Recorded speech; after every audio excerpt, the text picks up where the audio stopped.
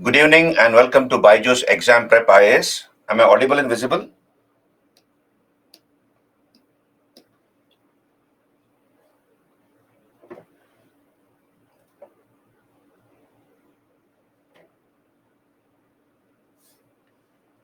Thank you, Patan. Good evening, Isha. Good evening, everyone. Let some more people join in and then I'll begin.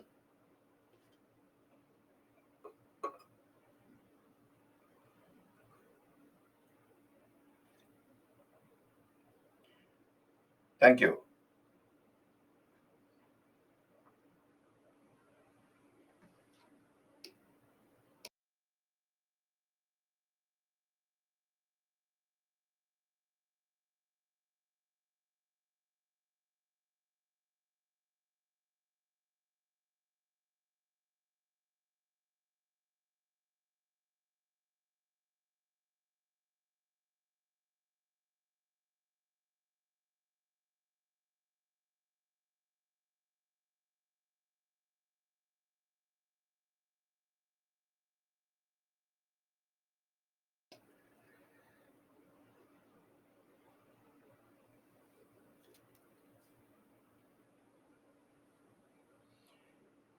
Yeah, thank you, Harshit Malya. I'm fine. Thank you.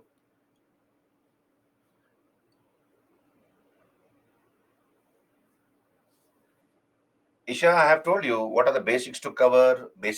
I've told you, I've given an overview of the world history syllabus when we discussed world history in the first day. I gave you the important topics. That is what you need to cover.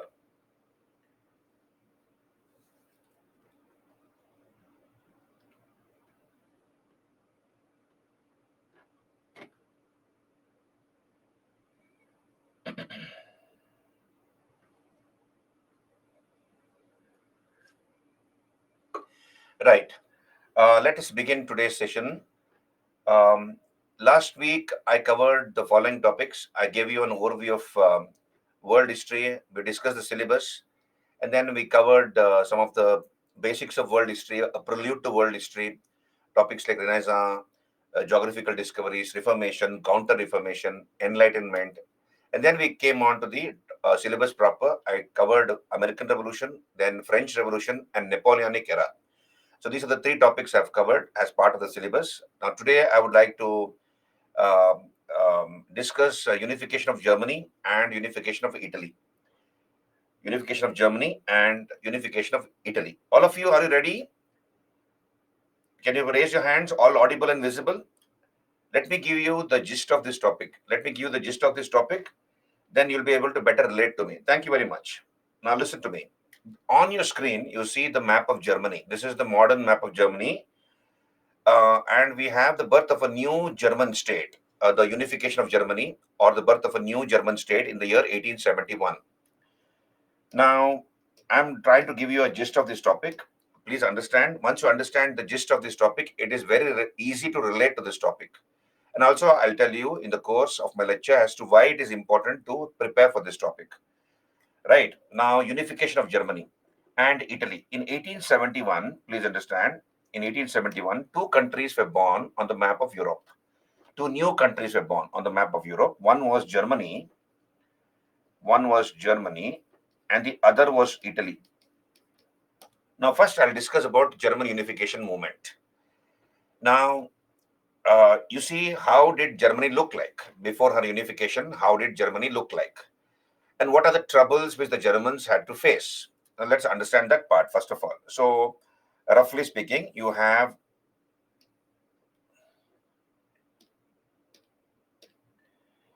so we had um,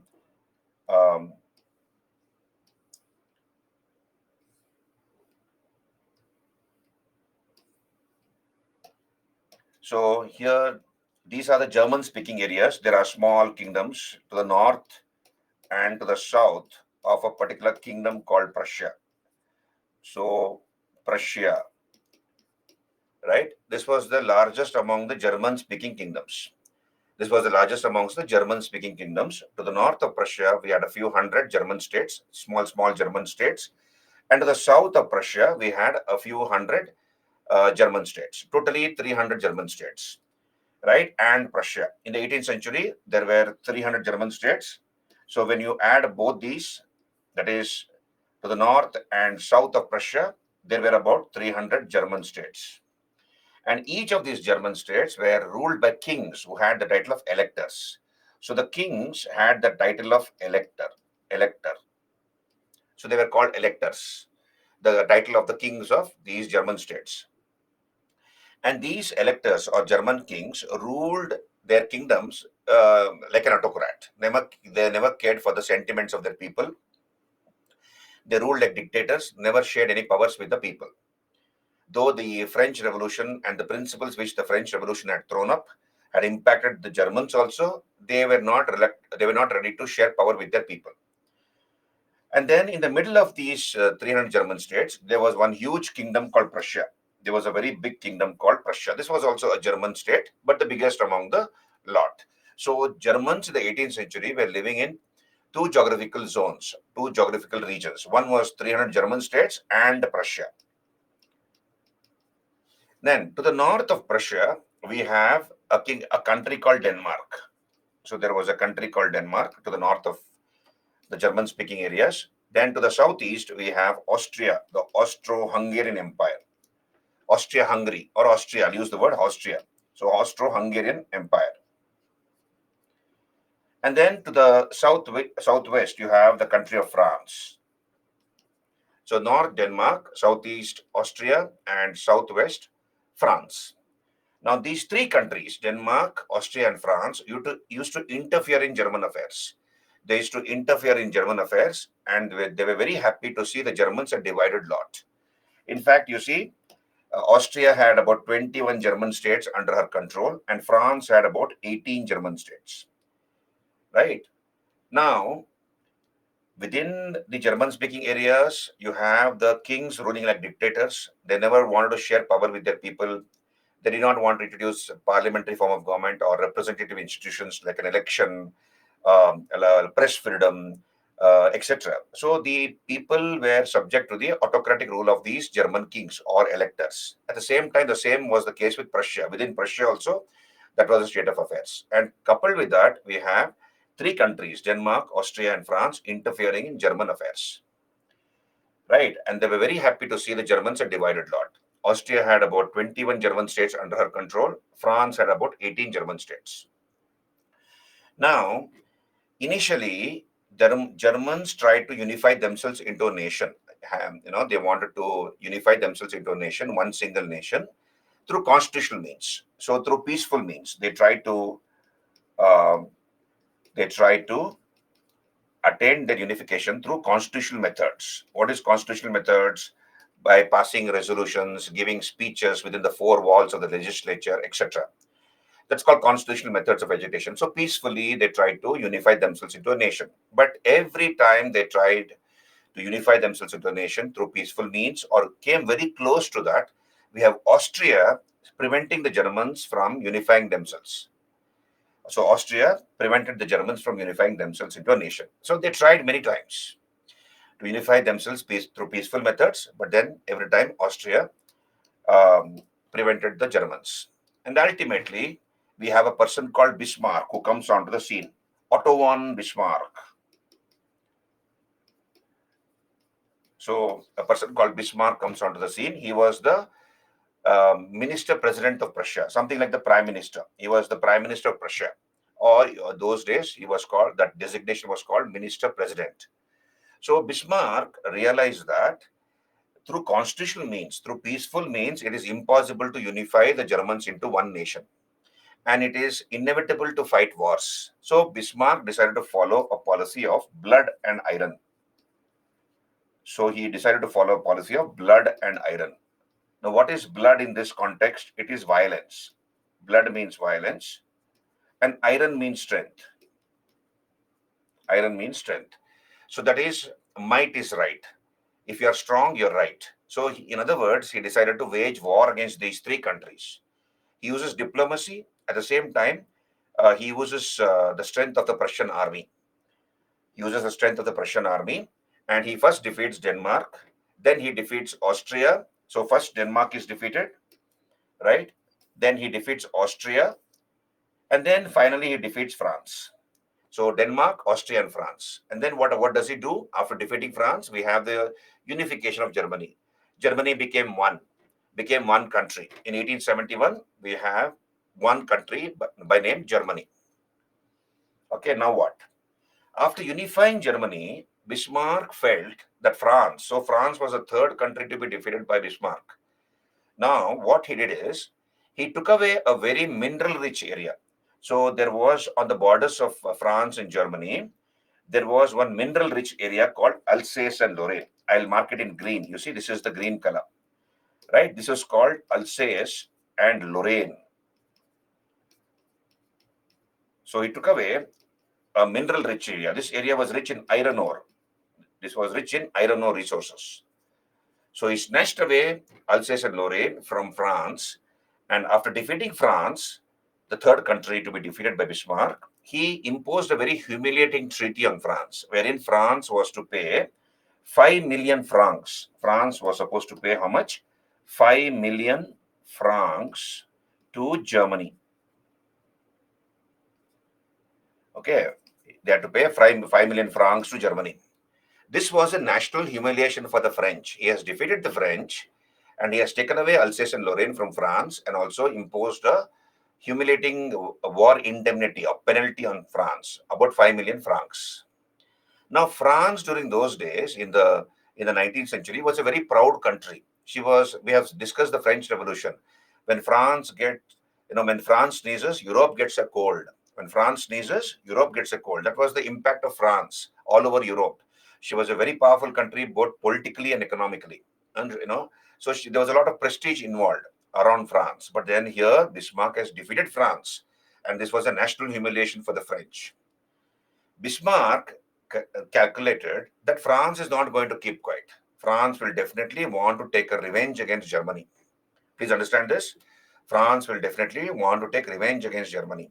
After unifying Germany, Bismarck's policy was to isolate France or keep her in cold storage, or what is called quarantine France. That is, he was sure, please understand here, he was sure that in a one-to-one fight, if, let us say, France and Germany go to war, in a one-to-one fight, 100% Germany is going to defeat France. He was very sure Germany can defeat France.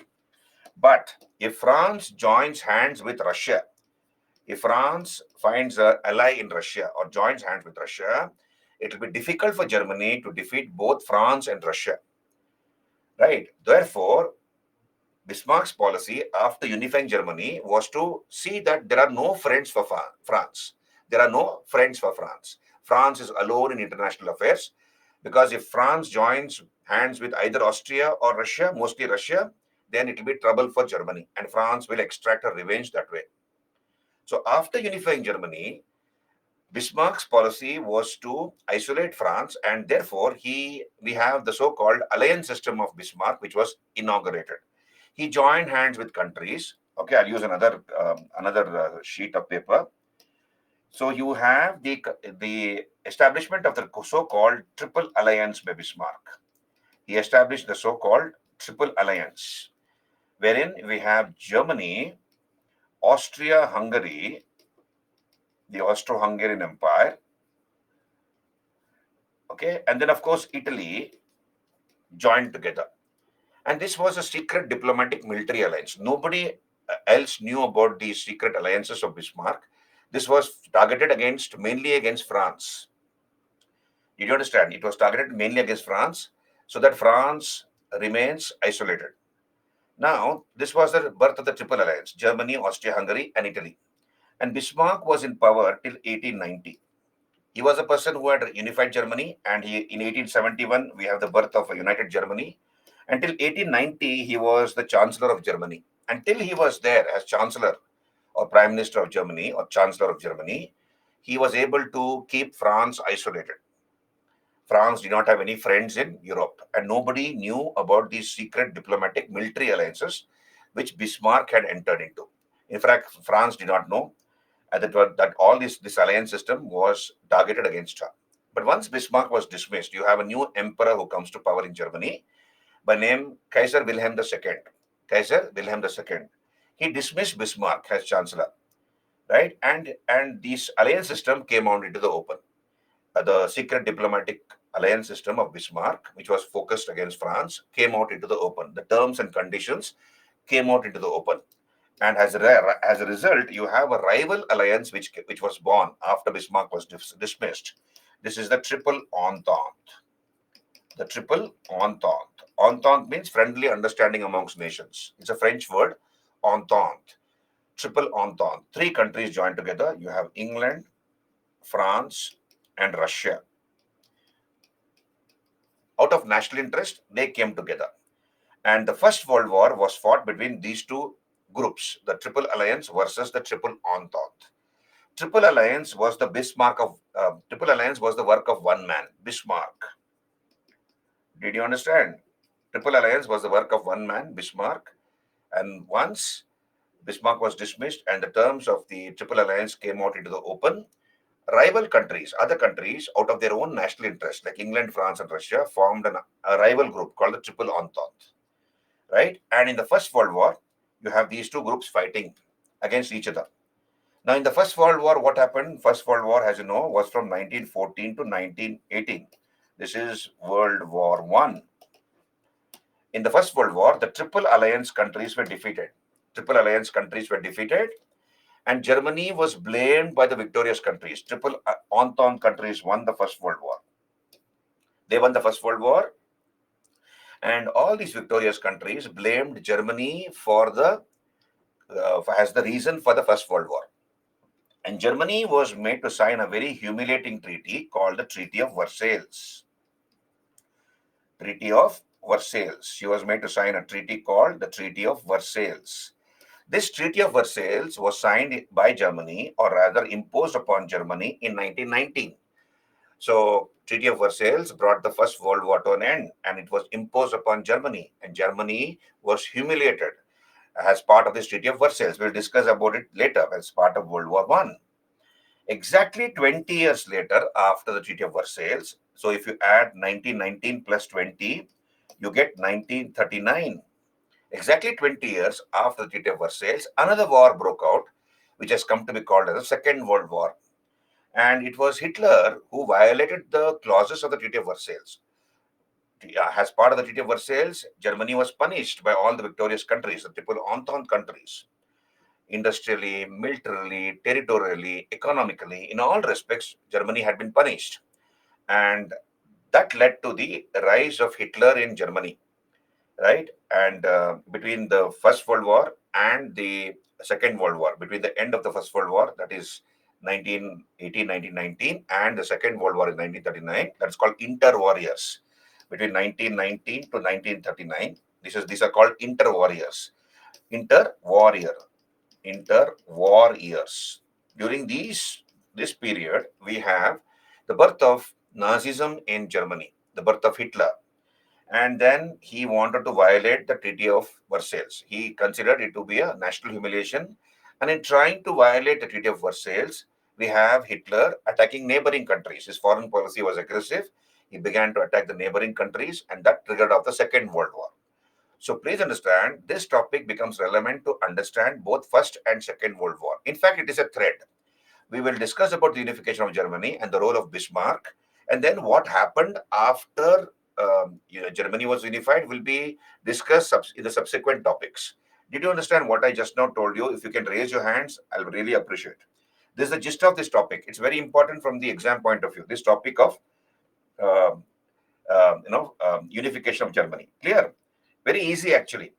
So we will discuss about this, how Germany was born, what was the role of Bismarck, how they tried to unify themselves before Bismarck peacefully, how Austria repeatedly interfered in German affairs, and finally Bismarck comes, follows a policy of blood and iron, defeats all the countries, Denmark, Austria, and France, and then unifies Germany, right?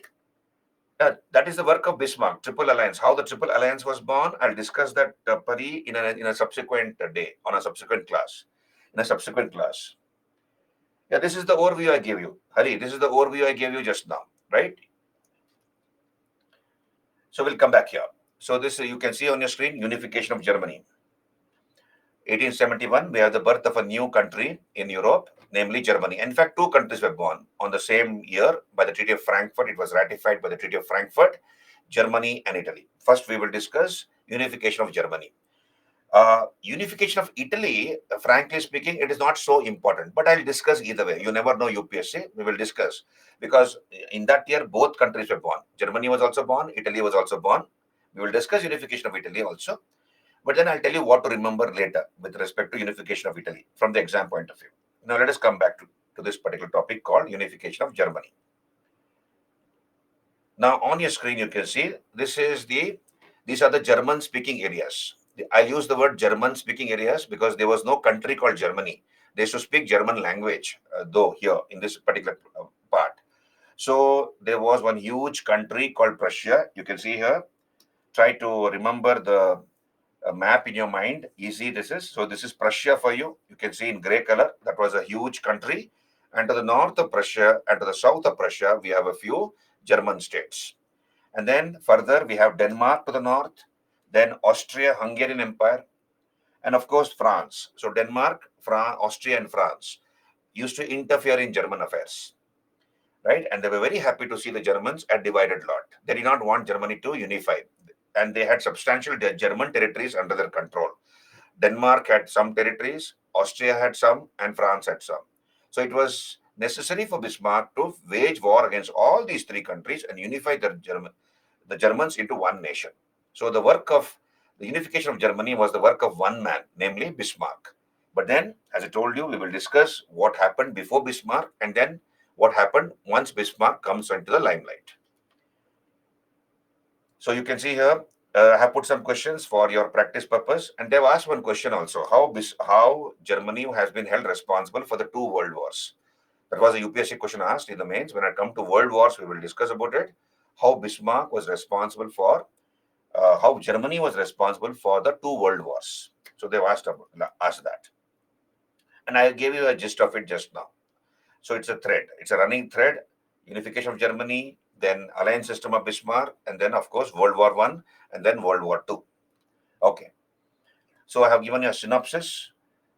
You see here, introduction, roots of German nationalism, impact of the French Revolution, impact of the Napoleonic Wars.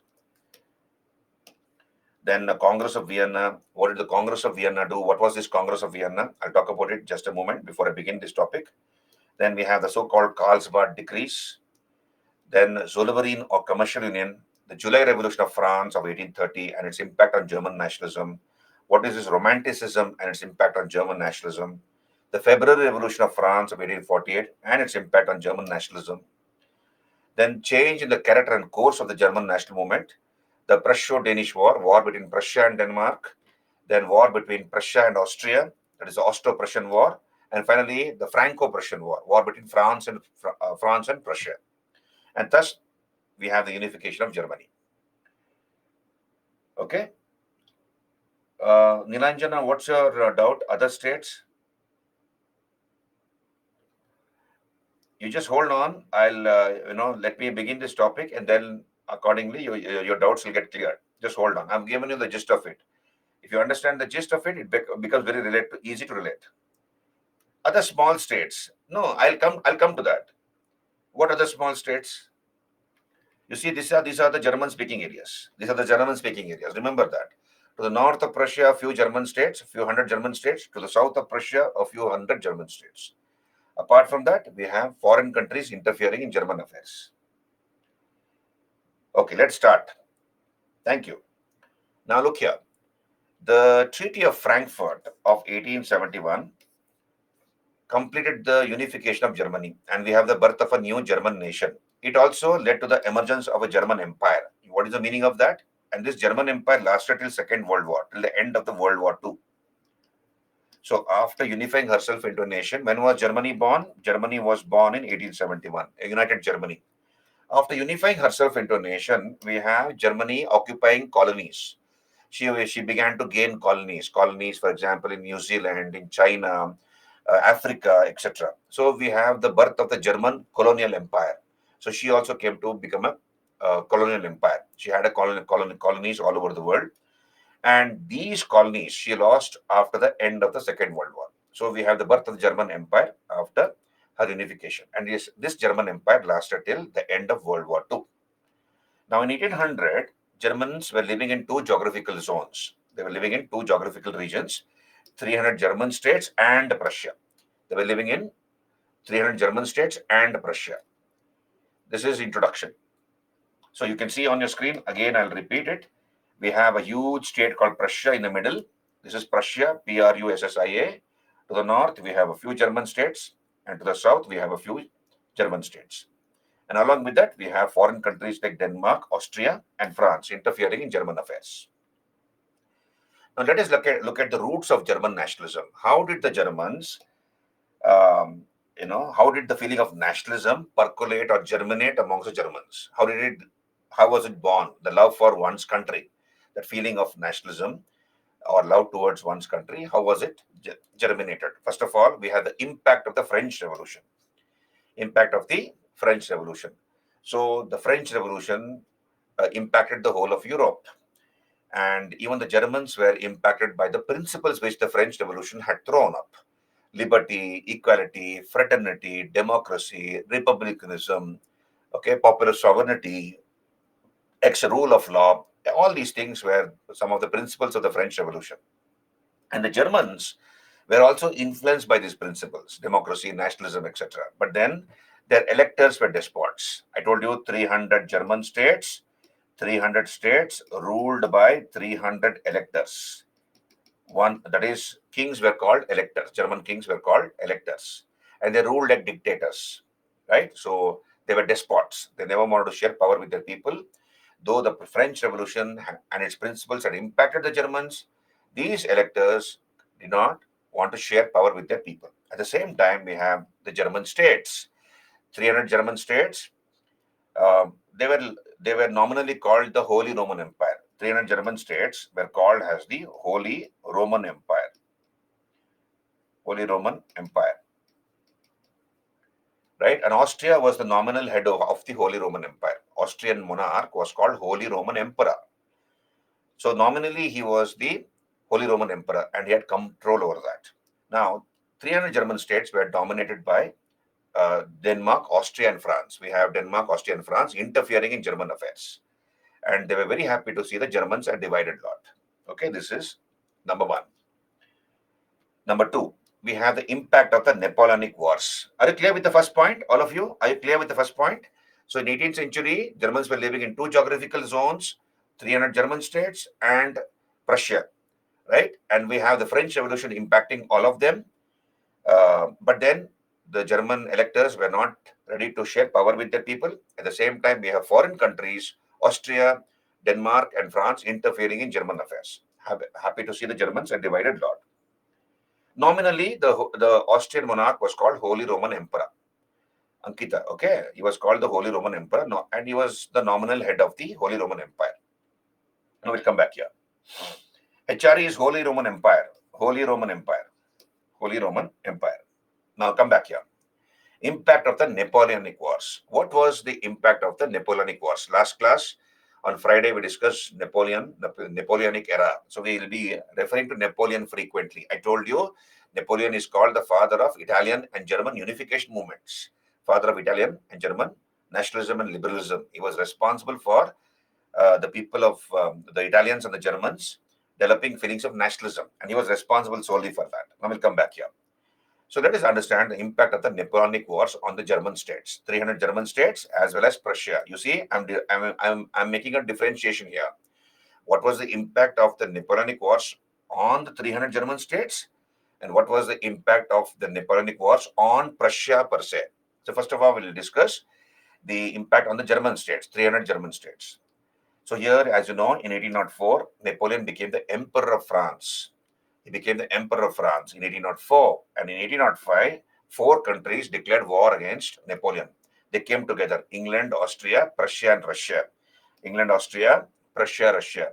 First, he targeted Austria. He defeated Austria. Remember, he defeated Austria. And then he defeated Prussia in the Battle of Jena. We'll come to that. So what was the impact of the defeat of Austria by Napoleon? So when he defeated Austria, what was the impact? So I told you the Austrian monarch, the Austrian emperor, was also called, he had the title of Holy Roman Emperor.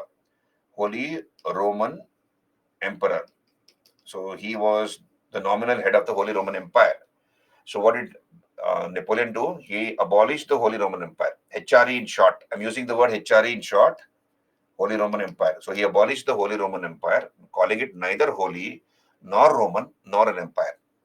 So you have end of Austrian domination over German states. So 300 German states were nominally called Holy Roman Empire. So you have the end of Austrian domination over the German states because he has defeated Austria. Then what did Napoleon do? He reduced 300 German states into 16. Understand this, please. He reduced 300 German states into 16. And he established what is known as the Confederation of the Rhine. He establishes what is called the Confederation of the Rhine, consisting of 16 German states. So he merged 16 German states. He reduced 300 to 16 and he merged them and he became its protector and introduced modern social and political institutions in that Confederation of the Rhine. If you remember in last class on Friday, in the first Italian campaigns, Napoleon defeated Austria in the Italian peninsula and he established two republics within the Italian peninsula, Cisalpine and Ligurian republics. And he entrusted the responsibility of running the republics to the Italians themselves, isn't it? And that led to the birth of nationalism and liberalism amongst the Italians. Similarly, here, after defeating Austria, he destroyed the Holy Roman Empire. 300 states were reduced to 16. He established what is called the Confederation of the Rhine, which was a combination of accumulation of 16 states, and he called himself as its protector. And he introduced modern social and political institutions there inside the Confederation of the Rhine. That is, introduced elections, he introduced press freedom, he abolished feudalism, right? He reduced the powers of the church. All these things he did. Whatever he had done in France as part of his reforms, he introduced the same in the Confederation of the Rhine, consisting of 16 German states. And the presence of French troops on German soil, kindled the spirit of German nationalism. It kindled the spirit of German nationalism. This is the impact of Napoleonic wars on the 300 German states. Are you there with me, all of you? Can you raise your hands? Did you understand what I just now told you?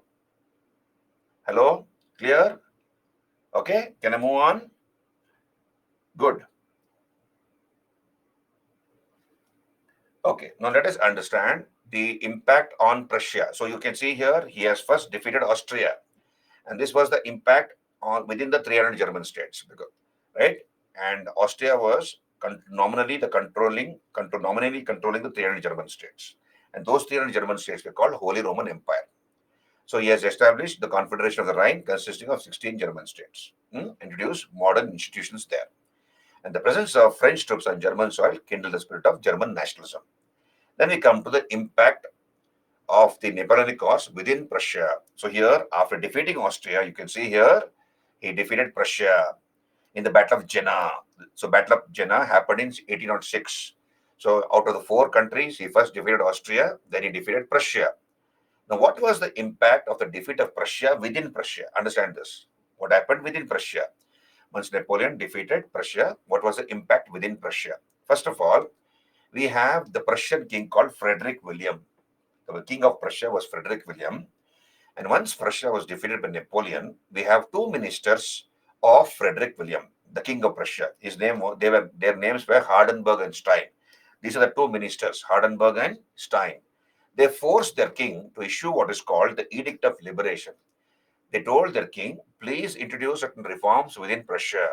How was it that Napoleon was able to so easily defeat Prussia? There must be some inherent defect within our kingdom.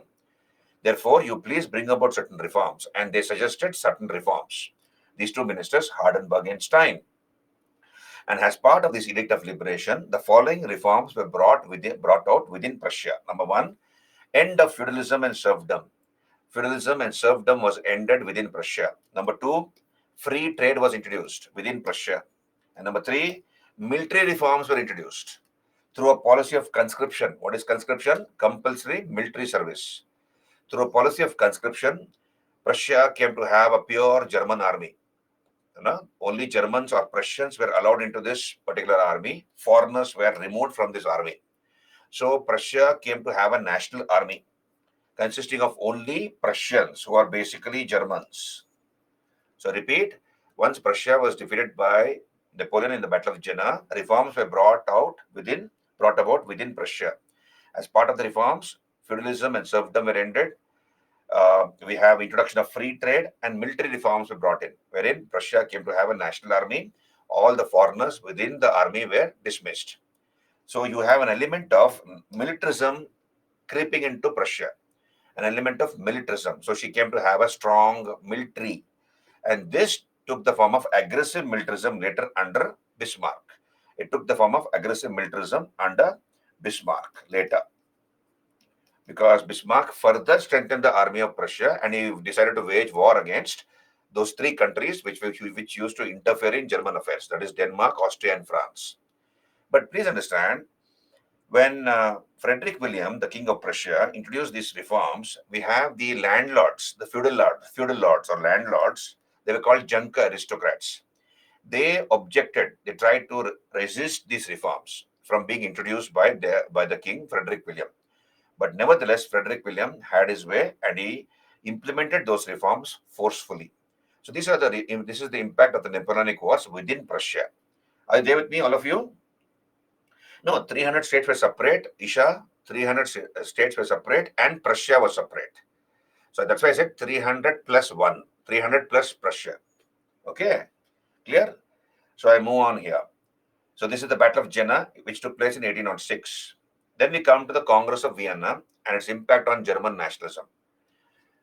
Now, last Friday, last class, that is on Friday, when I finished Napoleonic era, I had run out of time, almost run out of time, and I could not, discuss one aspect. What happened soon after Napoleon was defeated in the Battle of Waterloo? Now, I'll tell you now. So you're not lost anything. I'll tell you now. What happened once Napoleon was defeated in the Battle of Waterloo?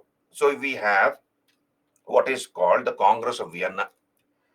So we have a congress called, a meeting took place called the Congress of Vienna. So in 1815, in the Battle of Waterloo, Napoleon was defeated. Once Napoleon was defeated in the Battle of Waterloo and he was sent away to St. Helena in the Atlantic to live as a prisoner there, we have all the kings of Europe, the kings, emperors, statesmen, ambassadors, they all joined together in a conference or a congress at a place called Vienna, the capital of Austria. This is called the Congress of Vienna. So, who are the representatives here? All the kings and emperors of Europe, statesmen, diplomats, ambassadors. They met at a meeting, right? Who was the president of this Congress of Vienna? A person called Clemens von Metternich. So, he was the Chancellor of Austria. Chancellor is equal to Prime Minister. Chancellor of Austria. Now, this Metternich, no, the Chancellor of Austria, was a person who believed in autocracy. He believed in all the power to be in the hands of an emperor. He did not believe in the principles of the French Revolution. That is liberty, equality, fraternity, democracy, etc. He never believed in all those sentiments or principles. He wanted a very, very powerful monarch in each of the countries of Europe. All the power should be in the hands of a king or an emperor. So the principles of the French Revolution were confined to the dustbin in the Congress of Vienna. Now, what happened in the Congress of Vienna? Number one, you see, you have three principles or three goals of Metternich. Number one, prevent future French aggression by surrounding France with stronger states. You see, France was able to, under Napoleon, France was a very powerful country and she was able to defeat all the countries except England. Now, how was it that France was able to defeat all the countries? Because France was a very powerful country. So, as part of this Metternich system, the plan was to prevent future French aggression by surrounding France with strong states. So, if there are other equally strong states surrounding France, France cannot do anything, right? So, that is number one. Prevent future French aggression and surround France with stronger states, stronger countries. Number one. Number two, restore a balance of power in Europe. Restore a balance of power so that no one country is a threat. So all the countries of Europe should be equally strong so that one country is not trying to boss over another country or trying to dominate over another country. And number three, Restore legitimacy. That is, Europe's royal families were back on their thrones. So all those kings who had lost their kingdoms and thrones were put back on their thrones by the Congress of Vienna. Did you understand, all of you? These are the three principles of Metternich. So this is what happened in the Congress of Vienna. Surround France with stronger states, maintain a balance of power in Europe, and then restore legitimacy. That is, those kings who had lost their thrones and power were restored back on their thrones with full authority. And the principles of the French Revolution were confined to the dustbin. Clear, all of you? This is what happened. Now, what we need to understand is, what did the Congress of Vienna do with respect to German nationalism? Within the 300 German states and Prussia, what did the Congress of Vienna do? Okay, as part of trying to reorganize the map of Europe. The map of Europe had been disturbed by Napoleon. He waged war against many countries, isn't it? We have seen that Switzerland, Holland, right? He conquered Naples in Italy, right? He declared himself the king of Italy by conquering the whole of Italy, etc., etc. So he had disturbed the political map of Europe. Now, the plan was to reorganize the political map of Europe. So what did the Congress of Vienna do with respect to the German-speaking areas? Now, let us look at that. So here, please understand, the Confederation of the Rhine, established by Napoleon, was abolished by the Congress of Vienna. So number one is the Confederation of the Rhine. The Confederation of the Rhine, consisting of how many states? 16 states. This was abolished by the Congress of Vienna. In place of this, we have a loose German Confederation of 39 states created by the Congress of Vienna. So Napoleon had reduced 300 to 16. Now the Congress of Vienna reduced 16 to 39. So they reorganized those states in such a manner that there are 39 states. Okay, that is number one. This Germanic Confederation, that was called Deutscher Bund. And don't worry, you need to remember this German name. So Germany was reduced into a loose confederation of 39 German states. These 39 German states were kept under a federal diet, that is a parliament called Bundestag. No? So these 39 German states were kept under a parliament or Bundestag. And who was made the president of the federal diet or parliament? Austria. So Austria became the president of the federal diet. Further, each of these 39 states, understand this, I repeat.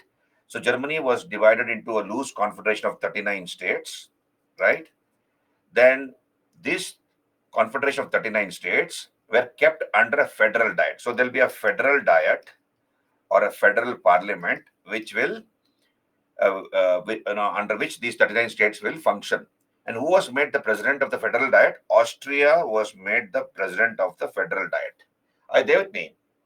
Now, each of these 39 states had to send representatives to the federal diet. There were 39 states, so they have to send representatives to the federal diet, one from each state. Now, here, the representatives from each of these 39 states were not elected, but selected or nominated by their respective kings. So the kings of these 39 states did not introduce elections, wherein the people of their respective states will elect a representative to represent them in the federal diet. The king, in fact, chose or nominated, people who will be sent to as a representative to the federal diet. And this was because of the influence of Metternich and the selfishness of German princes. German princes did not want to introduce elections. They were afraid of sharing power with their people. And this arrangement came about because of the influence of Metternich and, of course, the selfishness of German princes.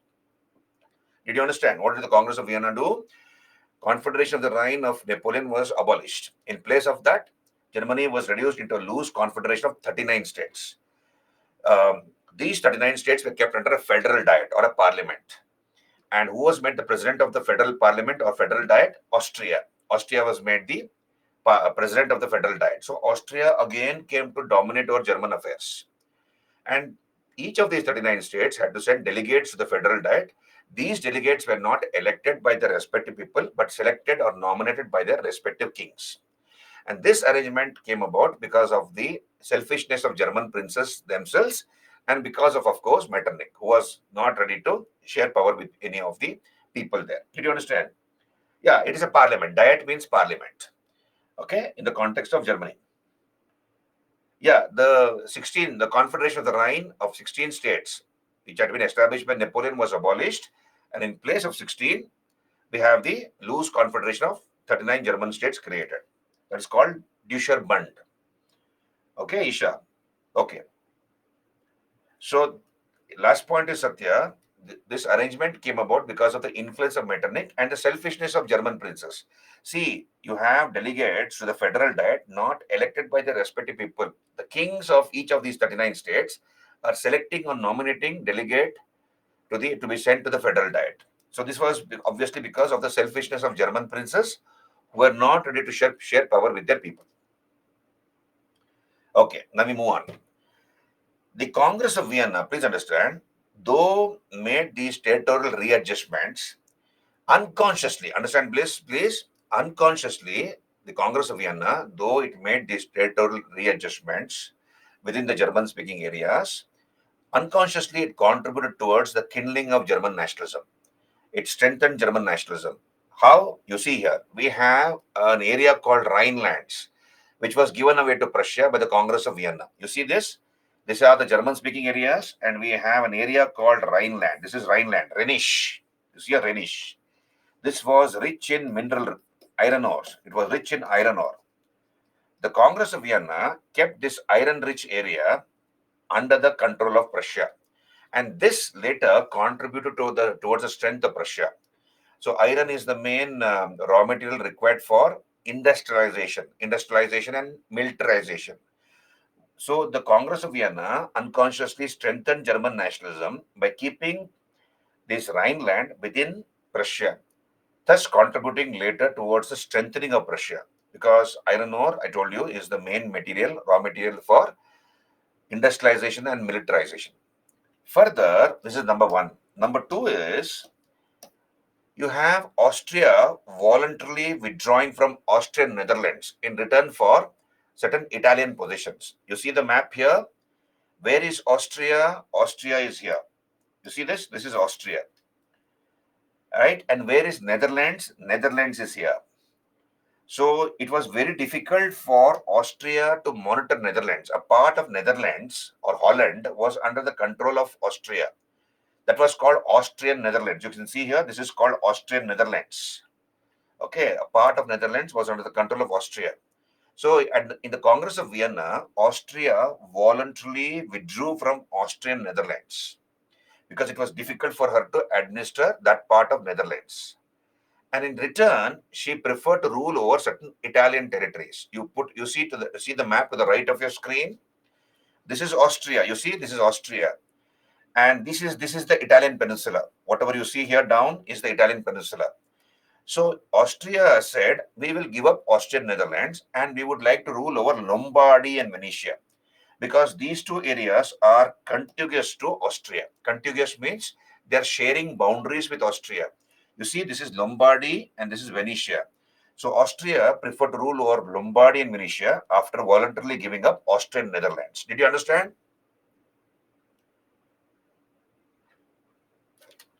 So this was the arrangement brought about by the Congress of Vienna, Nilanjana Das. The Congress of Vienna, I told you what are the three main principles of Metternich in the Congress of Vienna. Surround France with stronger states, maintain a balance of power in Europe, and restore legitimacy. So in trying to rearrange the political map of Europe, which had been disturbed by Napoleon, we have the Confederation of the Rhine of Napoleon abolished, and in place of that, a loose confederation of 39 states created. And who was made the president of these 39 states? Austria. Did you understand, Nilanjana? So here you see on your screen, Austria abandoned Austrian Netherlands. Austria abandoned Austrian Netherlands in the west. This is AN. AN is Austrian Netherlands. So she voluntarily gave up Austrian Netherlands. Difficult to administer sitting so far away. These are the German-speaking areas. You see, these are all the German-speaking areas. Difficult to administer Netherlands easily. That part of Netherlands, which was under the control of Austria. So she preferred to rule over some part of Italy, that is Lombardy and Venetia, after having given up voluntarily Austrian Netherlands in the Congress of Vienna. And what happened is, what is the impact? Germans got used to the physical absence of Austria in German affairs because Austria has withdrawn voluntarily from German affairs. So Germans got used to the absence of Austria, and that finally led to the expulsion of Austria from Germany. That also led to the final expulsion of Austria from German affairs. This is the impact of the Congress of Vienna on German nationalism. Are you there with me? Okay. So can I move on? This is one part. Then we come to the impact of the policy of reaction on German nationalism and Karlsbad decrees. Let us understand this. What is this Karlsbad decrees?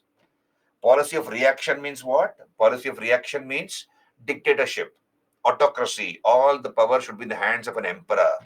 That's what had been established in the Congress of Vienna. Congress of Vienna had met after Napoleon was no more there on the scene, and they had strengthened reactionary elements. All the emperors and kings of Europe came to have tremendous powers.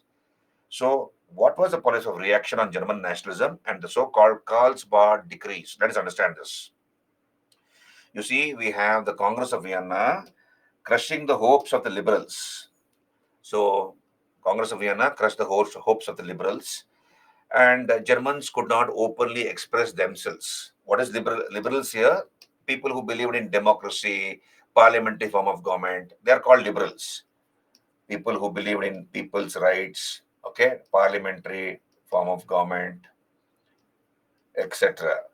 So Germans could not openly express their desire to unify themselves into a nation. Their love for their country, they wanted to unify themselves. They could not openly express because all the hands of their kings had been strengthened all over Europe, not just within Germany. So as a result, what happened is German national movement or unification movement went underground. German nationalism went underground, and secret societies came to be established. Understand this, please. We have the birth of secret societies. Why secret societies? Because people could not openly express their love towards their country, right? Their desire to unify themselves into a nation. So you have the birth of secret societies. And one such secret society or youth association was born in the University of Jena. You can see here, this is the University of Jena. So you have something called the Burschenschaft. Burschenschaft,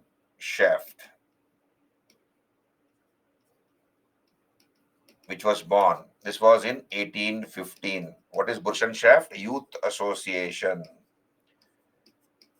This was a secret society. Who are the members of this secret society or Burschenschaft or Youth Association? The students and the teachers of the University of Jena. The students and teachers of the Jena University were the members of this secret society or Burschenschaft, right? Now, they will all meet in a meeting, the students and the teachers of the University of Jena. And what would they discuss secretly? They'll discuss the necessity of Germans to unify themselves into a nation. How Austria was preventing the Germans from unifying themselves into a nation, and how to get out, how to kick out Austria from the soil of Germany. This is what the Burschenschaft dealt with. Spread the feeling of nationalism among the Germans and how to kick out the Austrians from the soil of Germany, right, from the German-speaking area.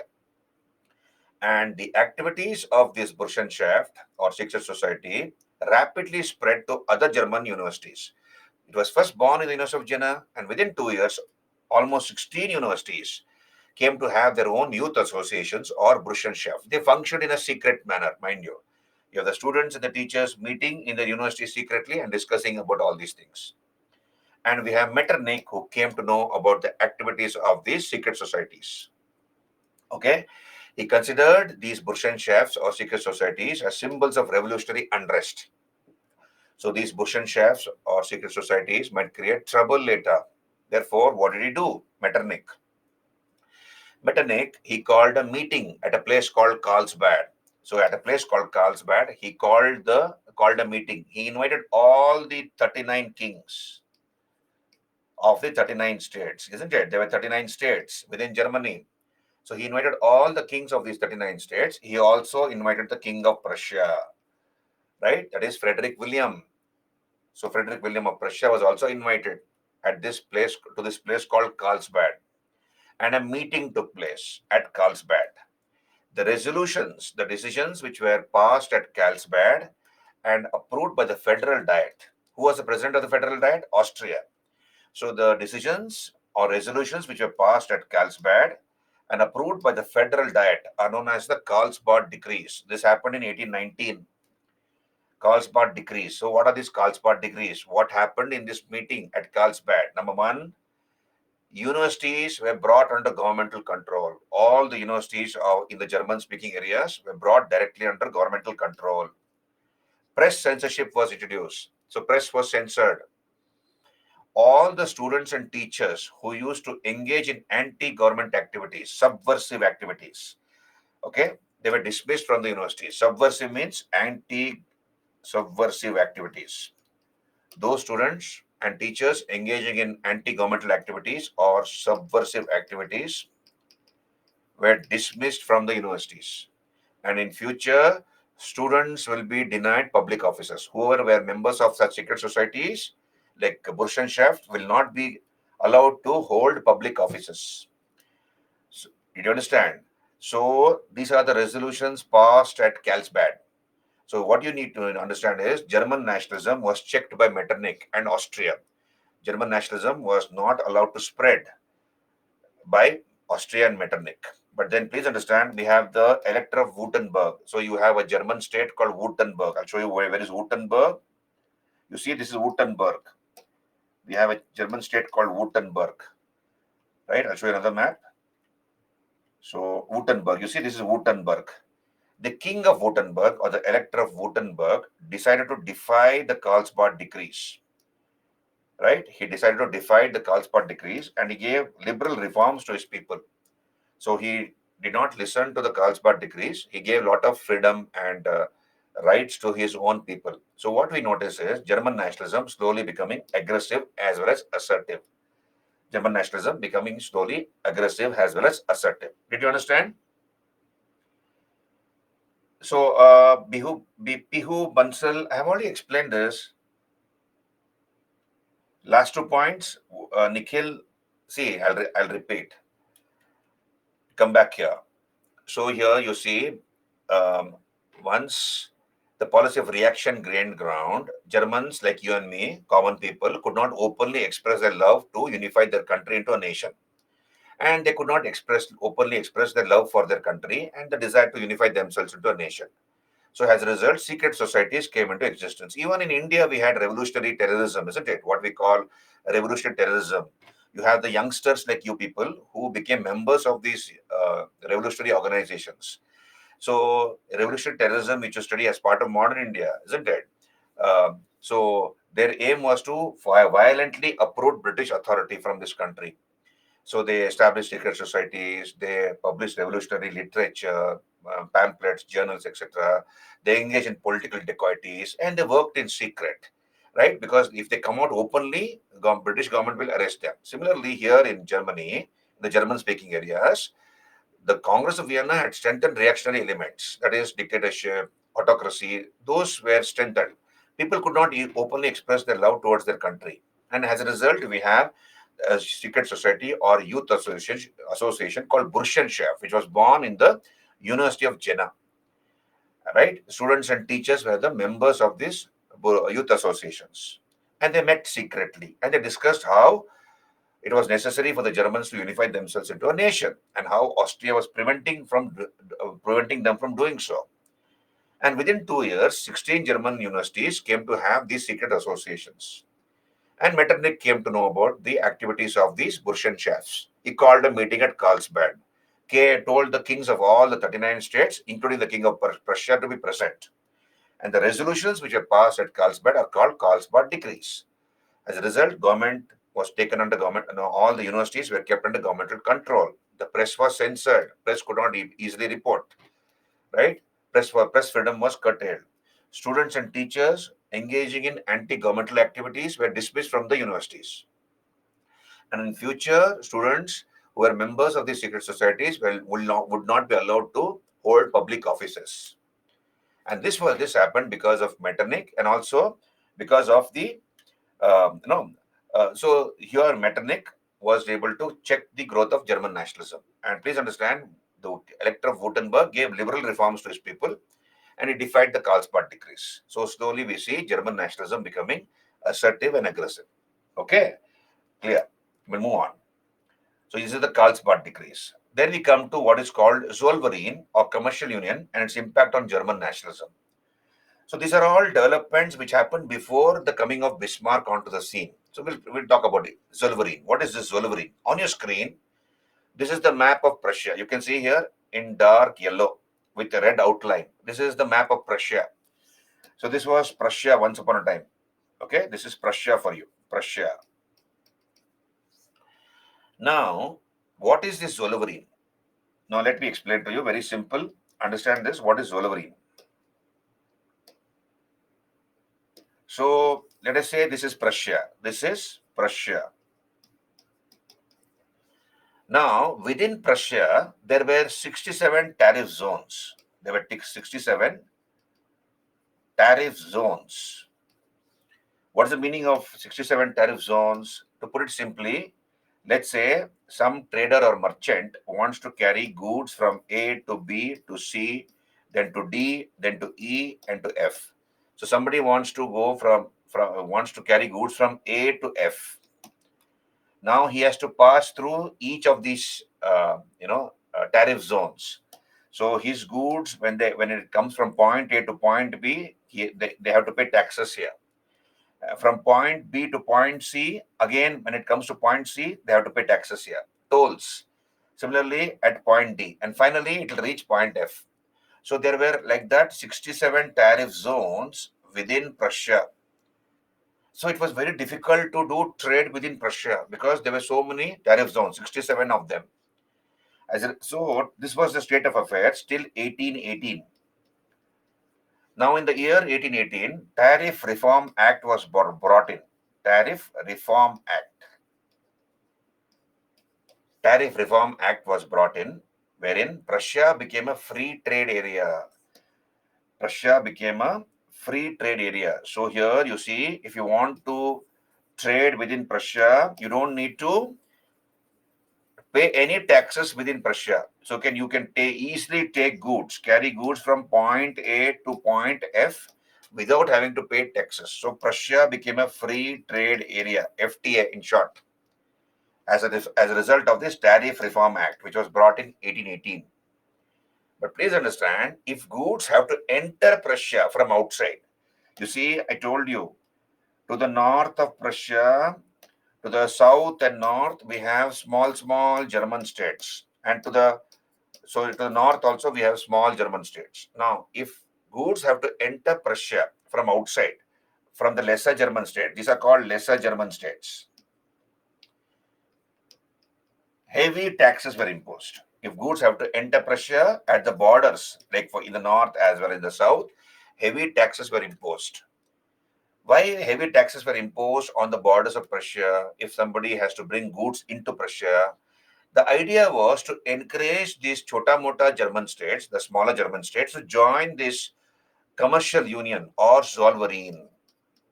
Zollverein is nothing but a commercial union. The idea was to encourage these lesser German states to join this commercial area or commercial union called Zollverein. And what we notice is one by 1837, almost all the lesser German states joined the customs union or commercial union called Zollverein. They became part of Prussia economically. Okay, the lesser German states also became part of this commercial union or Zollverein. In other words, they came to accept Prussia as their economic leader, these chota-mota German states. Now, what was the main terms of entry into the Zollverein? Complete free trade between one state and another state. You see, complete free trade between one state. There's one state called A, another state called B. So, complete free trade between one state and another state. Okay, number one. Number two, uniform tariff on all frontiers. So, there'll be uniform taxes on all the frontiers. And net proceeds, net profits to be divided equally among the population of the states concerned. Net profits to be divided equally among the population of the states concerned. So if a state has large population, it will get more profit.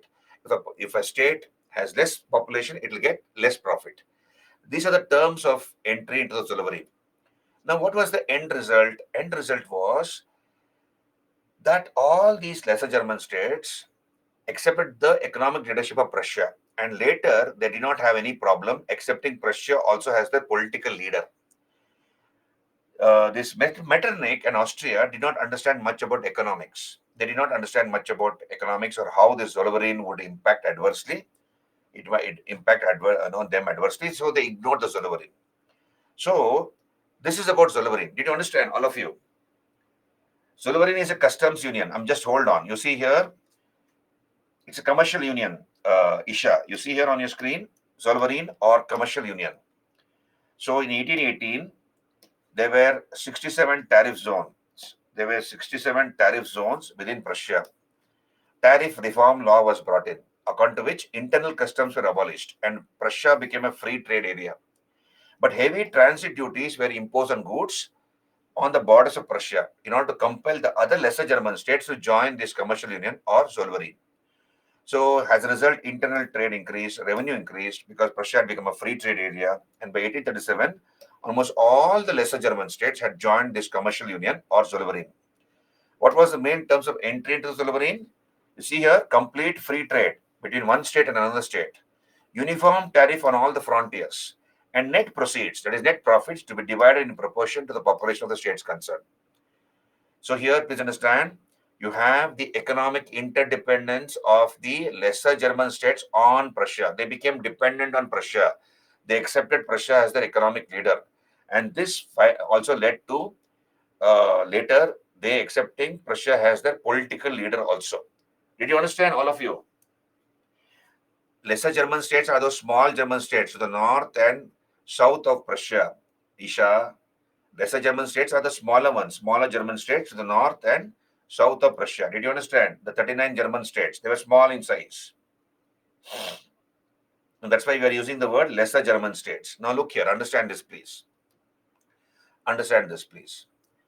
The less, so you need to understand, lesser German states became economically interdependent.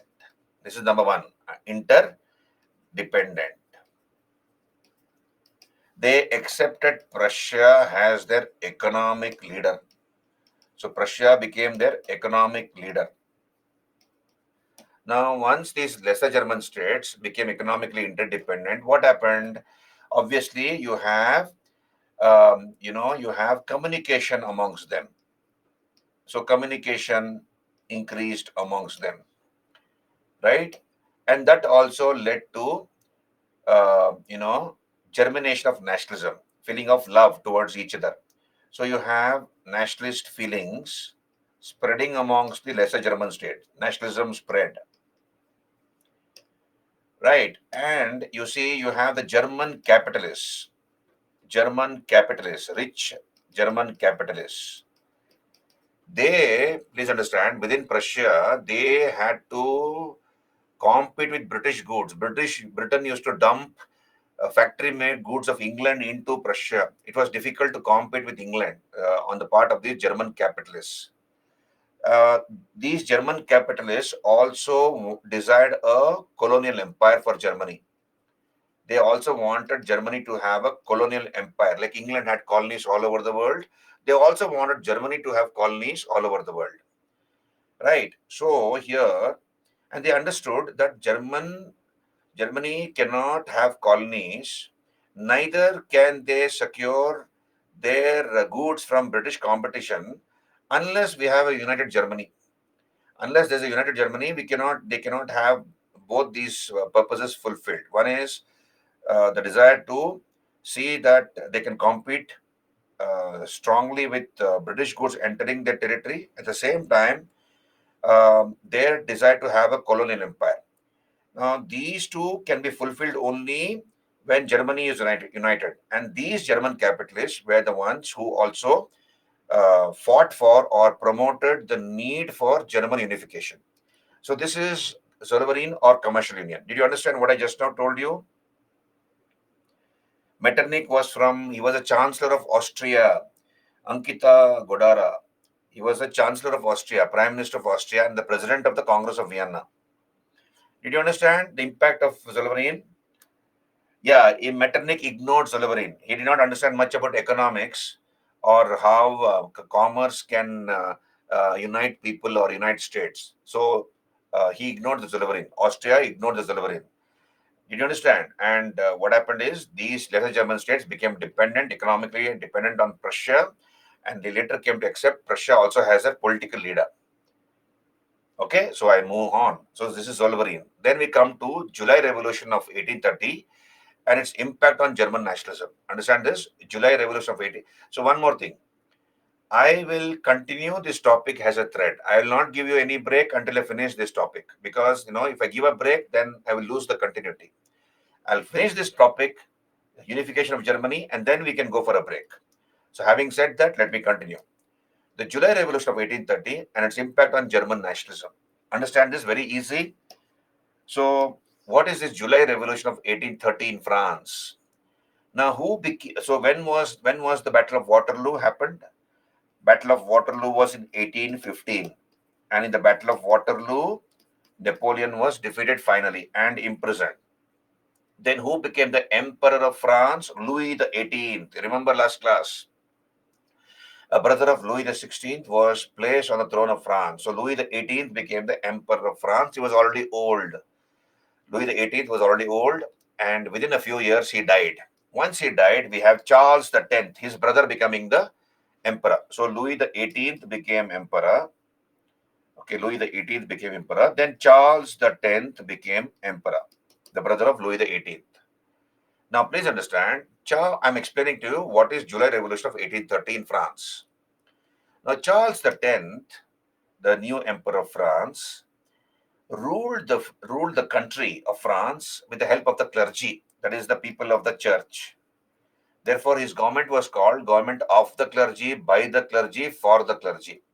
So he was ruling France with the help of the clergy, number one. Number two is he dissolved a representative body called the Chamber of Deputies. So in France, there was a parliament or a representative body called Chamber of Deputies. So he dissolved the Chamber of Deputies and he introduced press restrictions, press censorship. He introduced press censorship. In other words, Charles X was showing all signs of a dictator. He was becoming a dictator or an autocratic monarch, and people of France did not like that. So, therefore, there was a revolt. There was a revolt in France which spread like wildfire. Did you understand? So, Charles X ruled the government of France with the help of the clergy. Then he dissolved the Chamber of Deputies, was a representative body in France, which was elected by the people of France, and press and censorship was introduced. And he was showing signs of dictatorial tendencies. Therefore, the people of France revolted against Charles X. Charles X was forced to abdicate. He was forced to give up his throne, and he anointed his son as a successor. He chose his son as a successor. But people of France did not accept the son of Charles X as their successor. They elected a new king of their own called Louis Philippe. He belonged to the Orleans family. So these are all Bourbons. You see, Louis the 18th, Charles the 10th, they were all Bourbons. Here we have the people of France electing Louis Philippe as their king, belonging to the Orleans family. So he belonged to the Orleans dynasty of France, not the Bourbon dynasty. So this is called the July Revolution of 1830 in France. Did you understand? Can you raise your hands? Did you understand? What is July Revolution of 1830? If you raise your hands quickly. Now look here. Very good. Who became supreme in France? The question is, they have made Louis Philippe as their king. Now who became supreme in France? Who became supreme in France? People. Very good, Satyapal. People have chosen their king. So therefore, people became supreme in France. And this had an impact within the German-speaking areas. Remember this quotation, when France sneezes, Europe gets a cold. Whenever there was something important in France happening, it had an impact all over Europe. Here, people of France have elected a new king, Louis Philippe, and this had an impact within the German-speaking areas. And some German states began to demand a liberal constitution. Following the July Revolution in France of 1830, they began to demand a liberal constitution from their kings. So, what are the German states which were up in revolt against their kings, demanding a liberal constitution. What is liberal constitution? With certain freedom and privileges for the people. We have the North German states. N is North. We have the North German states, Brunswick, Hanover, Saxony, Hesse. You see, let us locate them. Brunswick. Where is Brunswick? Brunswick. Hanover, Saxony, Hesse. Did you understand? I have located those states. Brunswick, you see here, Brunswick, Hanover, Saxony, Hesse.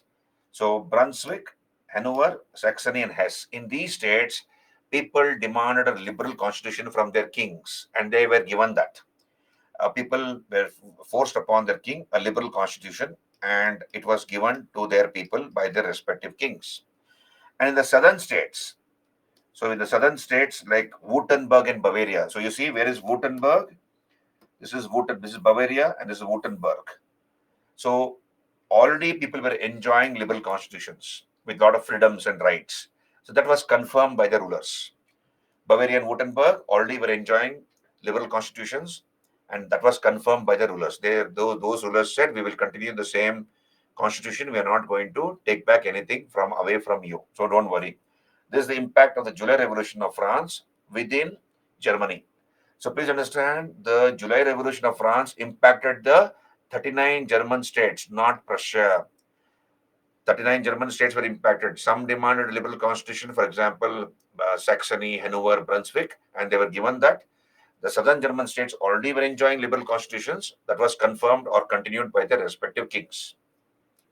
This is the July Revolution of 1830 and its impact on German nationalism. Then we come to Romanticism and its impact on German nationalism. What is this Romanticism? Romanticism is not romance, romance between a girl and a boy. This is nothing but the emotional aspect of love towards one's country. It is the emotional aspect of love towards one's country. That is called Romanticism. So this was more of an artistic movement of the 18th and 19th centuries, and it was concerned with the expression of individuals' feelings and emotions. So it fostered a spirit of faith, reverence, veneration, bhakti towards your mother country. That emotional aspect is called Romanticism. And who are the people who are responsible for the romantic movement in Germany? The writers, the novelists, the poets, the playwrights of Germany, like this on your screen. Fish, Hegel, Kant, Beethoven. Okay, these are some of the German thinkers, writers, novelists who spoke about one Germany. They spoke about pan Germany. It is necessary for Germans to unite themselves into a nation. They extol the Teutonic race. Germans belong to the Teutonic race. So they were reminding the people the great achievements of the Teutonic race from the ancient times to the present times. And we have people like Fish and Hegel who spoke about pan-Germanism, one Germany. Here in India also, we have great poets like Rabindranath Tagore, Sarojini Naidu, right? Subramanya Bharati, uh, Bankim Chandra Chattopadhyay, etc., who spoke about India, to be free from the British control, British rule, isn't it? They spoke about freedom and independence from British rule. Similarly, these German thinkers also spoke about the same, one Germany. It is necessary for Germans to unite themselves into a nation, pan-Germany. That's called pan-Germanism. This is called Romanticism. Did you understand? Right? Yeah, nationalism via literature. That is called Romanticism. Parveen, thank you. The emotional aspect of love towards one's country, veneration, bhakti, love towards one's country. Then we come to another revolution which happened in France and its impact within within Germany, within Prussia. Understand this? Within 39 German states and also Prussia. Now let us look at that. What is this February Revolution of 1848? So we looked at the July Revolution of 1830, where people of France had elected Louis Philippe as their king. Let us understand another revolution which broke out in France. This is the February Revolution of 1848. The February Revolution of 1848. Again, I repeat, after Napoleon was defeated in the Battle of Waterloo, Louis XVIII became the Emperor of France, brother of Louis XVI. After he died, his brother Charles X became the Emperor. And later, we have the July Revolution of 1830, which happened in France, which led to people electing Louis Philippe as their king. Now, please understand what is this February Revolution of 1848. Louis Philippe forgot, no, 18 years had passed by since he had come to power in France. So he forgot that he had been elected by the people of France, Louis Philippe. Now, Louis Philippe had come to power with the help of the middle classes. The middle classes of France had made him the emperor. Therefore, Louis Philippe ignored the masses. He ignored the masses, the common people of France. You see, socialist ideas had spread into France. Socialism of Karl Marx, Frederick Engels. So, socialist ideas had spread into France, and the workers of France were demanding franchise. They wanted voting rights. So, they were demanding franchise or voting rights. Right now, workers working in the factories, the mills, the mines, etc., they were going peacefully in a procession demanding voting rights. Without any provocation, Louis Philippe ordered the police to open fire on them. So the police, the French police, on the orders of Louis Philippe, their emperor, opened fire on the peaceful workers. That led to a major conflagration, a major revolt in France, which spread rapidly throughout the country. Louis Philippe was forced to abdicate. He was forced to abdicate. He ran away, in fact, from France. And now the people of France elected a new king, Louis Bonaparte. Louis Bonaparte from the family of Napoleon Bonaparte. He was the nephew of Napoleon Bonaparte, Louis Bonaparte, right? So he was the nephew of Napoleon, nephew of Napoleon. And later, this Louis Bonaparte took a new name, new title, Napoleon III. He became the Emperor of France. We'll come to that later. So Louis Bonaparte became the King of France, right? Belonging to the Bonaparte family. Now, what was the impact within the German-speaking areas? Some states like Baden, Nassau, Hesse-Kassel, you see here, Baden, Nassau, Hesse-Kassel demanded liberal constitutions from their kings. They said, we want a liberal constitution with certain freedom and rights. And that was given by their kings within Germany. And for the first time, developments in France impacted Prussia. Understand this, please. For the first time, developments in France impacted Prussia. If you look at the July Revolution of 1830, you will see here, July Revolution of 1813, France did not impact Prussia. Only some states it had impacted. Some northern German states and some southern German states. It had not impacted Prussia, the biggest of the German-speaking states. Now, the February Revolution of 1848, for the first time, impacted Prussia. This was also the time following the revolution in France, 1848 revolution in France. Metternich lost his job in Austria. Metternich lost his power in Austria. So he lost his job as chancellor. Now, please remember that. So here we have within Prussia, people of Prussia demanding from their king a liberal constitution. Frederick William IV, he was the king of Prussia. He was asked to give a liberal constitution by the people of Prussia. So what did the king of Prussia do? Now he was Frederick William IV. So he called a parliament at Frankfurt. So he said, I will give you a constitution, don't worry. He called a parliament at Frankfurt, and all the delegates were present there in the parliament at Frankfurt, and a constitutional document was brought about. This was in 1848. Under this constitutional document, Germany would have a single hereditary emperor. So there will be a single hereditary emperor for the whole of Germany with a legislature of two houses. So a bicameral legislature with a single hereditary emperor. And please understand, the people of the German-speaking areas told Frederick William IV, their king, you take the leadership and unify the Germans into one nation. You act as the leader of the German unification movement. Did you understand? So they wanted the king of Prussia to take the leadership, act as the leader of the German unification movement. But then please understand, Frederick refused to take this responsibility. Frederick William IV, the king of Prussia, refused to take this responsibility of unifying the Germans into one nation. Why is the question? Reason is, he was a conservative monarch who believed in the divine right theory of monarchy. What is divine right theory of monarchy? that the king is the representative of God on this earth. And therefore, you should not go against the king. If you go against the king, it is equal to going against God. So he believed in that theory, divine right theory of monarchy. He wanted that responsibility, that is unifying the country into one nation, to be given to him by the princes of Germany. That is the 39 German states. The electors of 39 German states should tell him, I believe. That's what he expected. Not the people of the German speaking areas. Because if the people are telling him, you become the leader, who becomes supreme? He thought people will become supreme. Did you understand? Did you understand this part here? If he accepts this responsibility of unifying the German speaking areas into one nation from the people, who will become supreme? People will become supreme. Like in France, people had become supreme when they elected Louis Philippe and later Louis Bonaparte as their king.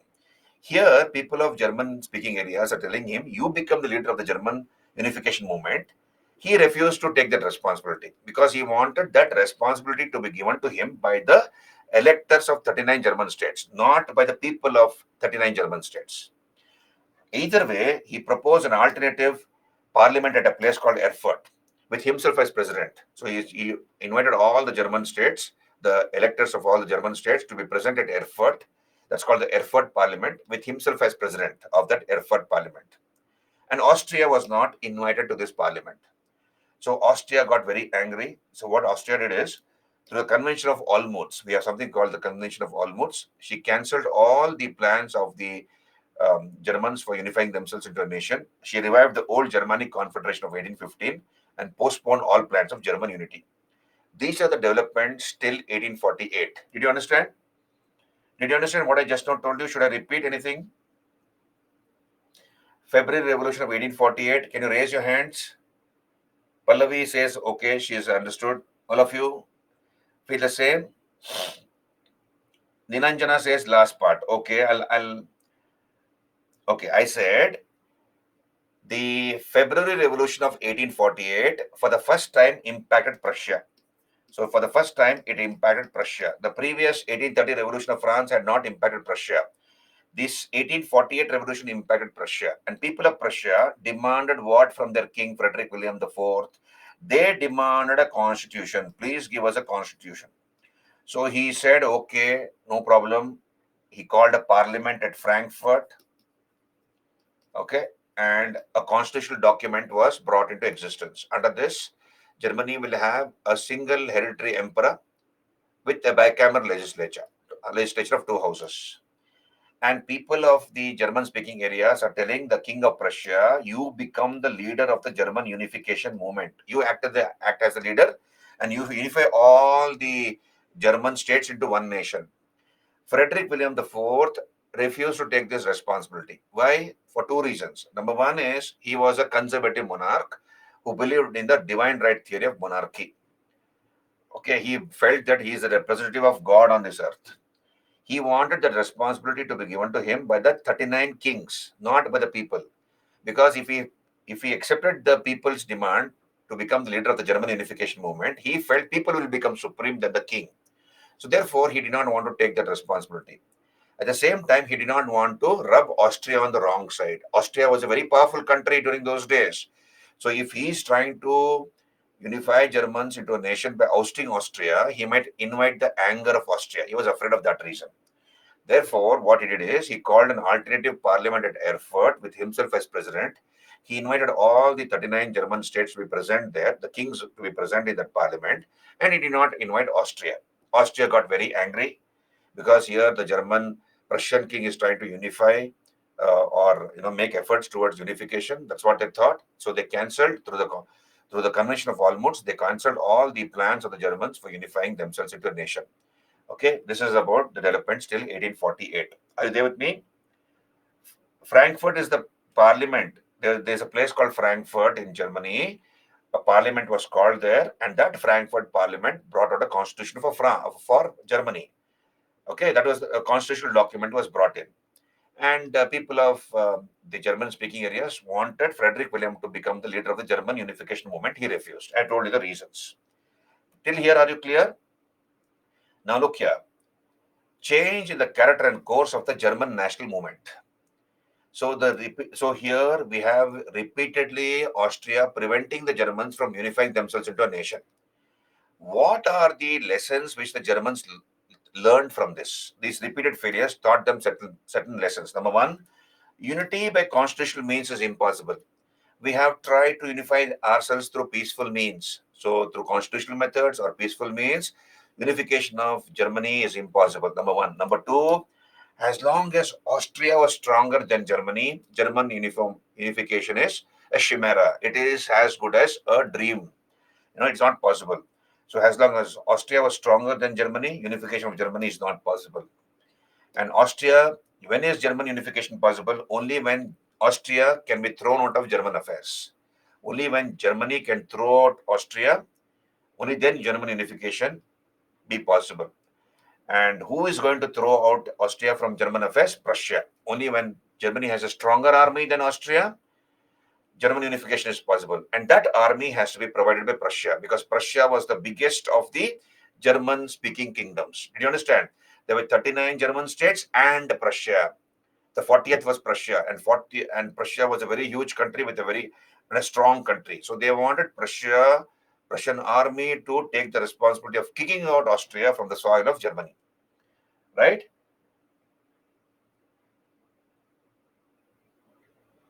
Okay, now look here. Who was the person responsible for giving Prussia a strong army? The man was King Wilhelm I. King Wilhelm I. You see on your screen, this is King Wilhelm I. King Wilhelm I. He was the person responsible for giving Prussia a very strong army. Who was this man? He was the brother of Frederick William IV. Please understand. He was the brother of Frederick William IV. Frederick William IV was the king of Prussia, isn't it? Now what happened is, in 1857, unfortunately, Frederick William IV suffered from a series of strokes. He got brain strokes, a series of brain strokes, and he became incapacitated. He could not function as the king. He could not run the administration. So his brother, younger brother, King Wilhelm I, acted as heir apparent. He was running the administration. And in 1861, Frederick William IV died. Thereupon, King Wilhelm I became the king of Prussia. Did you understand? So he was the brother of Frederick William IV, this Wilhelm I, and he was the person who gave a strong army for Prussia. He realized that we have to have a strong army to kick out Austria from the soil of Germany. And what did he do? He recalled Bismarck from France. You see, Bismarck was the ambassador of Prussia in France. Repeat, this is Bismarck for you on your screen, to the right of your screen. Otto von Bismarck. Okay, Bismarck. He was serving as the ambassador of Prussia in France. Ambassador of Prussia in France. So he recalled Bismarck from France, who? King Wilhelm I, and appointed Bismarck as the minister president of Prussia. He made him the minister president, something like the prime minister. Right? What is your question, Sakshi?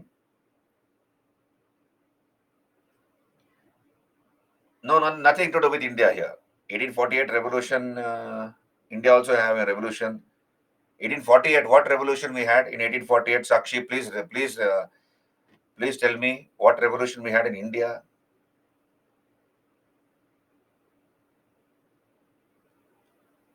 1848. My memory doesn't serve me well, I suppose. No, 1848 revolution of France had nothing to do with India, Sakshi. Okay, right. Now we'll come back here. So I repeat, Nilanjana, I said, King Wilhelm was the younger brother of Frederick William IV of Prussia. He was the one who strengthened the army of Prussia, and he recalled Bismarck from France. Bismarck was serving as the ambassador of Prussia in France. So he was asked to come back, and he appointed Bismarck as minister president of Prussia. So you see, look at the quotations here. As soon as Bismarck came back from France and accepted the office of minister president, he assured the king in the following statements. Look at the statements, please read that. I will rather perish with the king than forsake your majesty in the contest with the parliamentary government. So Bismarck says, I will rather perish with the king than forsake your majesty in the contest with the parliamentary government. Bismarck is assuring the Prussian king when there is a conflict between the king and the Landtag, that is the Prussian parliament. Prussian parliament was called Landtag. Okay, so if there's a conflict between the parliament of Prussia and the king of Prussia, Bismarck is going to support the king. Bismarck is going to support the king, and he is even prepared to give up his life for the sake of the king. That's what it promised his king. So Bismarck was a person who believed in a strong king. All the power should be in the hands of a strong king. He did not believe in parliamentary democracy. So that's why he tells his king, don't worry, if there's any conflict between the king and the parliament or the Landtag of Prussia, Bismarck is going to support the king and is prepared to give his life for that. That is the meaning of the first quotation or statement. Then secondly, look here on the second, read the second statement. Not by speeches and resolutions of the majorities are the great questions of the day to be decided, but by blood and iron. So, when something very, very important is there before the nation, by passing resolutions, by giving speeches, you cannot solve the problem. You can only solve it through blood and iron. That is, ek war do tukda. Okay, don't.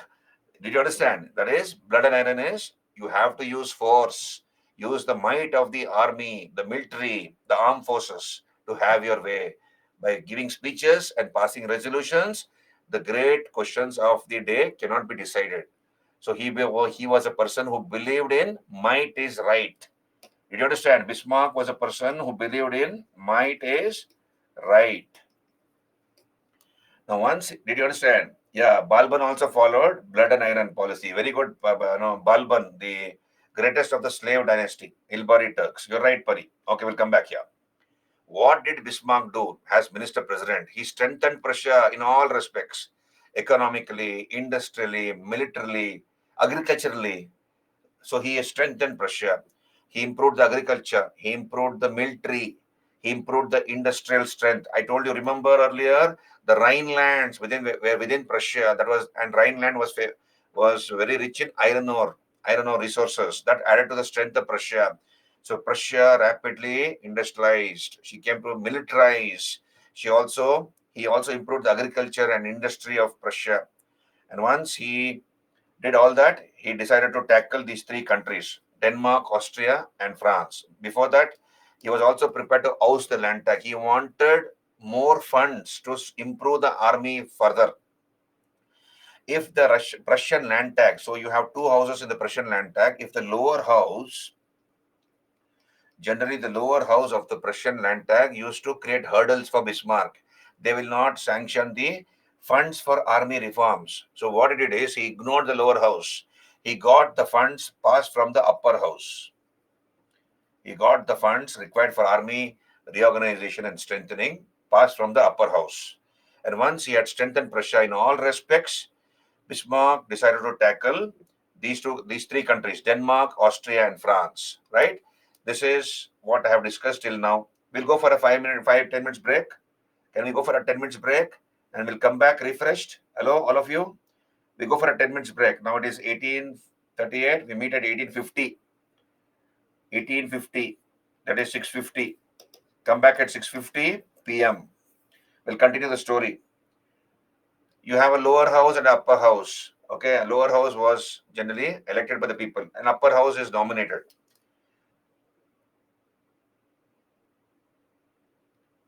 Austria postponed all plans of German unification, Ankita, by cancelling the Erfurt Parliament.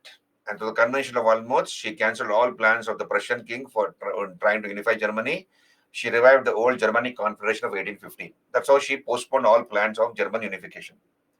Okay, so come back in 10 minutes. We'll continue the story. It's a lovely, we have discussed whatever happened till Bismarck came.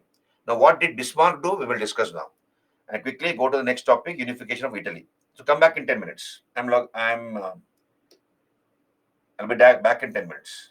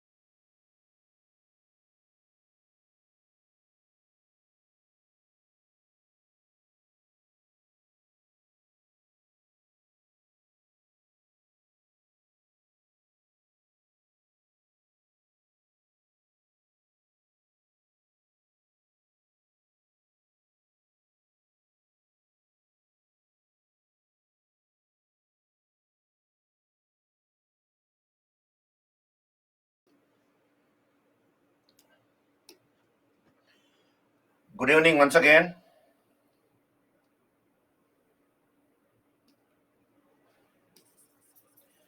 Can we continue the class? Am I audible and visible?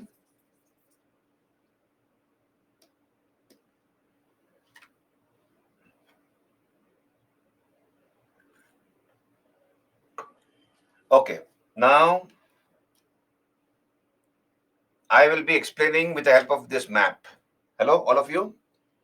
I'll be explaining the 3 wars which Bismarck fought with the help of this map. So, I seek your attention now. So, please understand, Bismarck, after having strengthened Prussia in all respects, economically, industrially, militarily, agriculturally, turned to these 3 countries, Denmark, Austria, and then France, because it was necessary to wage war against these 3 countries. That's what Bismarck felt, in order to unify the Germans into one nation. In this context, please understand, he chose Denmark first. On your screen, Denmark. So once I discuss these 3 wars, then I'll come to the PPT and we will run through it. Is it fine? We will run through the PPTs later, but first we will discuss the wars which Bismarck fought. Number 1, Denmark. On your screen, you see Denmark to the north of Prussia. Denmark. Now, Denmark had 2 territories under her control. These 2 were desired by Prussia and equally by Denmark. But Denmark had earlier taken away these 2 areas from Prussia, giving a reason for Bismarck to wage war against Denmark. So, what are the 2 areas which were under the control of Denmark? You see on your screen Schleswig and Holstein. Schleswig and Holstein. These 2 are called the duchies, the 2 duchies, the 2 duchies of Schleswig and Holstein. Now understand this. Schleswig was having equal number of Danes and Germans in its population. So you have equal number of Danes and Germans living in her boundary, Schleswig. Whereas Holstein was predominantly inhabited by Germans. So most of the people living in Holstein were Germans. Earlier, Denmark had forcibly occupied Schleswig and Holstein, giving a reason for Bismarck to wage war against Denmark. Okay, I'm going a little slow and try to absorb it and keep looking at the map. Keep looking at the map in front of your screen. And I'll be using a plain paper here and there. Now, Bismarck, first of all, before waging war against Denmark, thought about the possible friends of Denmark. Understand this. This is diplomacy on the part of Bismarck. And he was a past master at diplomacy. Nobody was better than Bismarck in diplomacy. Now, he thought about the possible friends of Denmark. If Prussia attacks Denmark, Denmark's friends will come to her assistance. Then it will be a problem for Prussia to defeat her friends also, along with Denmark. So, who are the possible friends of Denmark, according to Bismarck? He thought about the possible friends. Number 1, you have these 3 are the possible friends of Denmark, according to Bismarck. England, France, and Russia.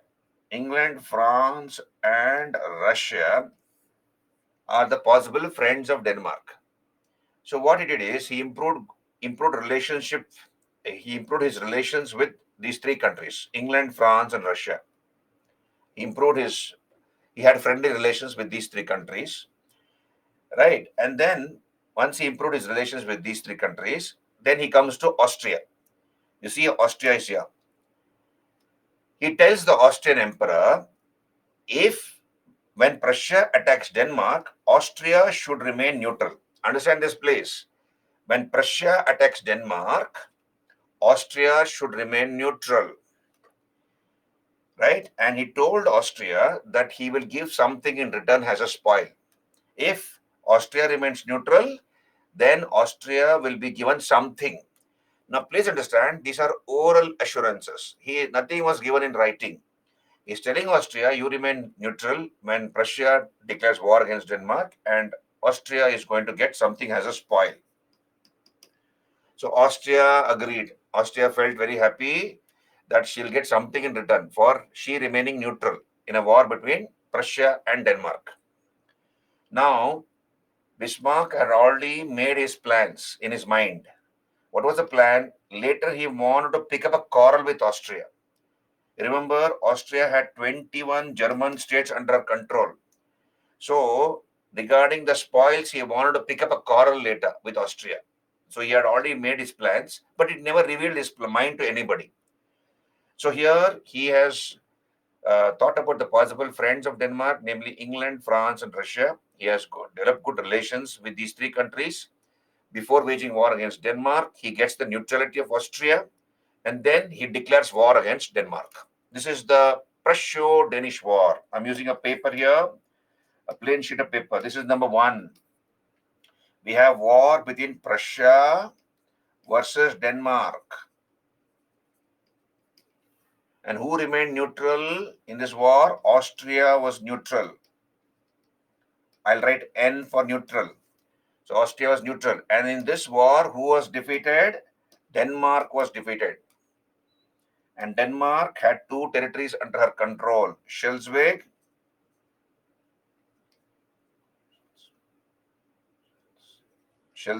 and Holstein, isn't it? These two territories were snatched away by Bismarck from Denmark. So he took away these two territories from Denmark, right? Schleswig and Holstein. Are you there with me? Now look here. Next came the question of sharing the spoils with Austria. He had told Austria, if you remain neutral, we will give you something in return. He had never said what, and nothing was promised on paper. In fact, Bismarck wanted to pick up a quarrel with Austria over the sharing of spoils.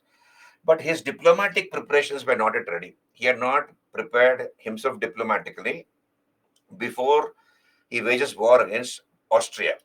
So what he did is he entered into a temporary compromise. He made a temporary compromise with Austria, wherein Austria was given away Holstein. Understand this, please. Austria was given away Holstein, and Schleswig was retained by Prussia. So Schleswig was retained by Prussia. Holstein was given away to Austria. Are you clear till here, all of you? Can you raise your hands? Are you there with me? So Holstein was given away to Austria. Schleswig was retained by Prussia. Right. Now Bismarck told Austria, in case there are any differences in running the affairs of these two duchies, they should solve it amongst themselves. When it comes to running Schleswig and Holstein, if there are any differences between Prussia and Austria, they should solve it amongst themselves, and Austria should not take the matter to the Federal Diet. Who was the president of the Federal Diet? Austria was the president of the Federal Diet. Austria should not take the matter to the Federal Diet. So Austria had agreed, and Austrians were very happy. Bismarck had promised us something, and he has remained true to the promise. He has given away Holstein, and they were jumping with joy. Who? Austria, because they have got Holstein with them now. Now, after some time, please understand the map here. After some time, Austria understood the precarious position in which Holstein was located. Look where Holstein is located. It was sandwiched between Prussian territory. You see, on top is Schleswig, in between comes Holstein, and below comes the Prussian territory. So, Holstein was sandwiched between Prussian territory and separated from Austria by the whole length of Germany. Did you understand? It is like when India became independent. I'm giving you an Indian example here. All of you know this. When India became independent in 1947, independence came along with partition. And we have Pakistan, which was born along with India, isn't it? Two countries were born. But then Jinnah was objecting to the way Pakistan had been designed. We have West Pakistan and East Pakistan, and in between was India. And what did he complain? What type of a Pakistan have you given us? A moth-eaten Pakistan, he said.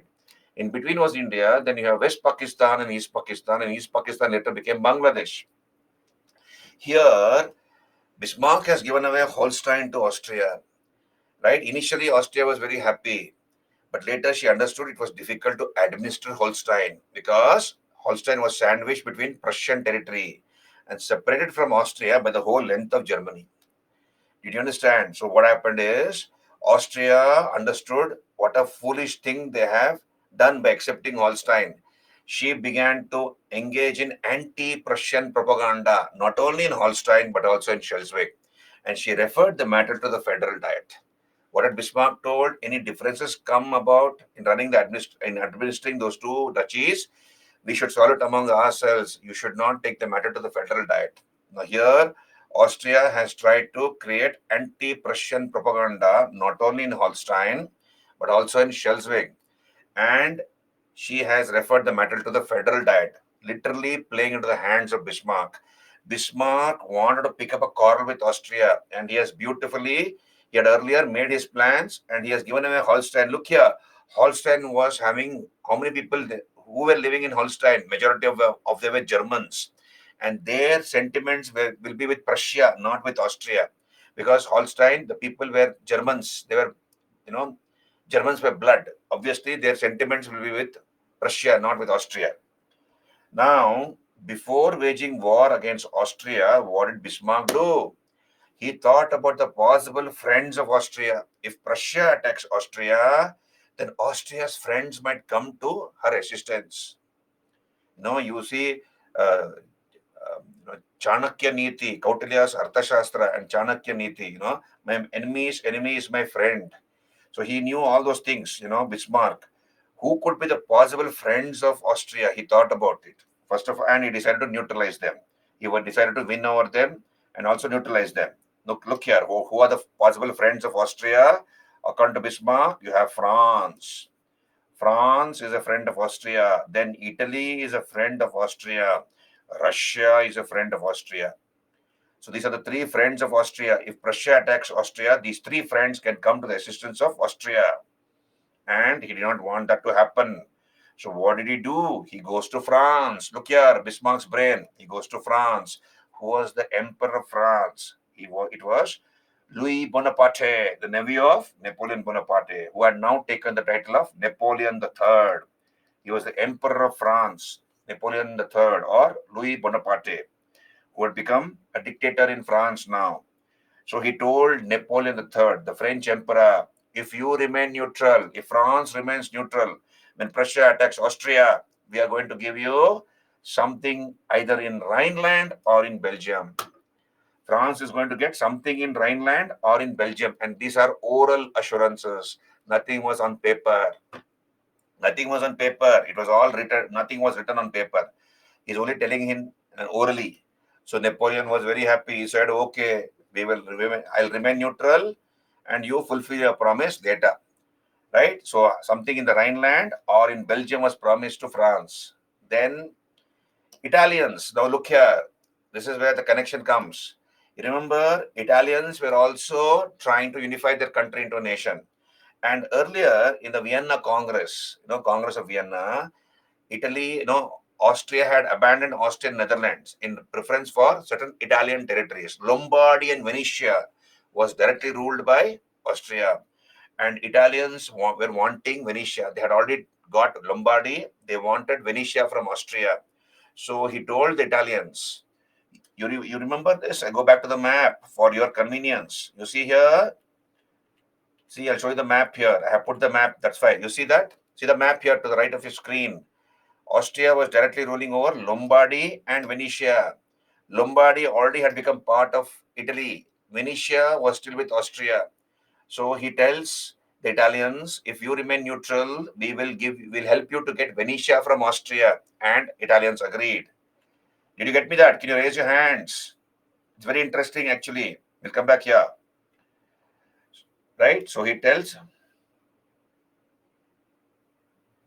So here you have Italy was promised Venetia. Right? France was promised something in Rhineland or in Belgium.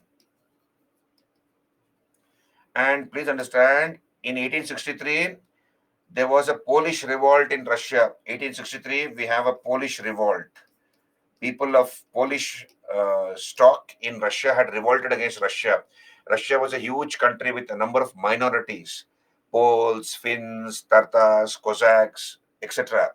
So you have the policy of Russification followed by the Russian Tsar, imposing Russian traditions, culture on the minorities. So Polish people had risen in revolt in Russia against the Russian Tsar. That is the time when Bismarck had offered help to the Tsar. He had told the Russian emperor, "We will help you to put down the Polish revolt." So he had won over the sympathies of the Tsar. So when he told Russia to remain neutral, the Tsar agreed. Okay, so during the Polish revolt, he had offered help to the Russian emperor to put down the Polish revolt. So he has neutralized the possible friends of Austria, France, Italy, and Russia. Did you understand? Then what happened? Bismarck now had to convince his king. Who was his king? Wilhelm the First. Wilhelm the First was the king of Prussia. He had to convince the king of Prussia. The Prussian king was not very confident whether Prussia can defeat Austria. Austria was a very powerful country in those days. So he told the Prussian king, his own king, Bismarck, tells his king, "Don't worry, we are very strong now. We can easily defeat Austria. Don't think of defeat at all. And please trust me." So he, with great difficulty, was able to convince his king, Wilhelm I, of a necessity of a war with Austria. So he has got his diplomatic preparations ready. Then he has got his military ready. And now he declared war against Austria. Did you understand? How did he, no, look here. How did he provoke Austria? How did he provoke Austria? Now, Holstein was under the control of Austria. Bismarck forcibly sent troops into Austria, into Holstein. He's sending troops into Holstein and tried to oust Austria forcibly from Holstein and also from the Germanic Confederation of 1815.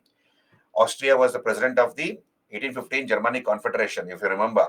So, 39 German states, the loose confederation of 39 states, of which she was the president. So he tried to oust Austria from the Germanic Confederation and also sent troops into Holstein, and he tried to oust Austria forcibly from Holstein.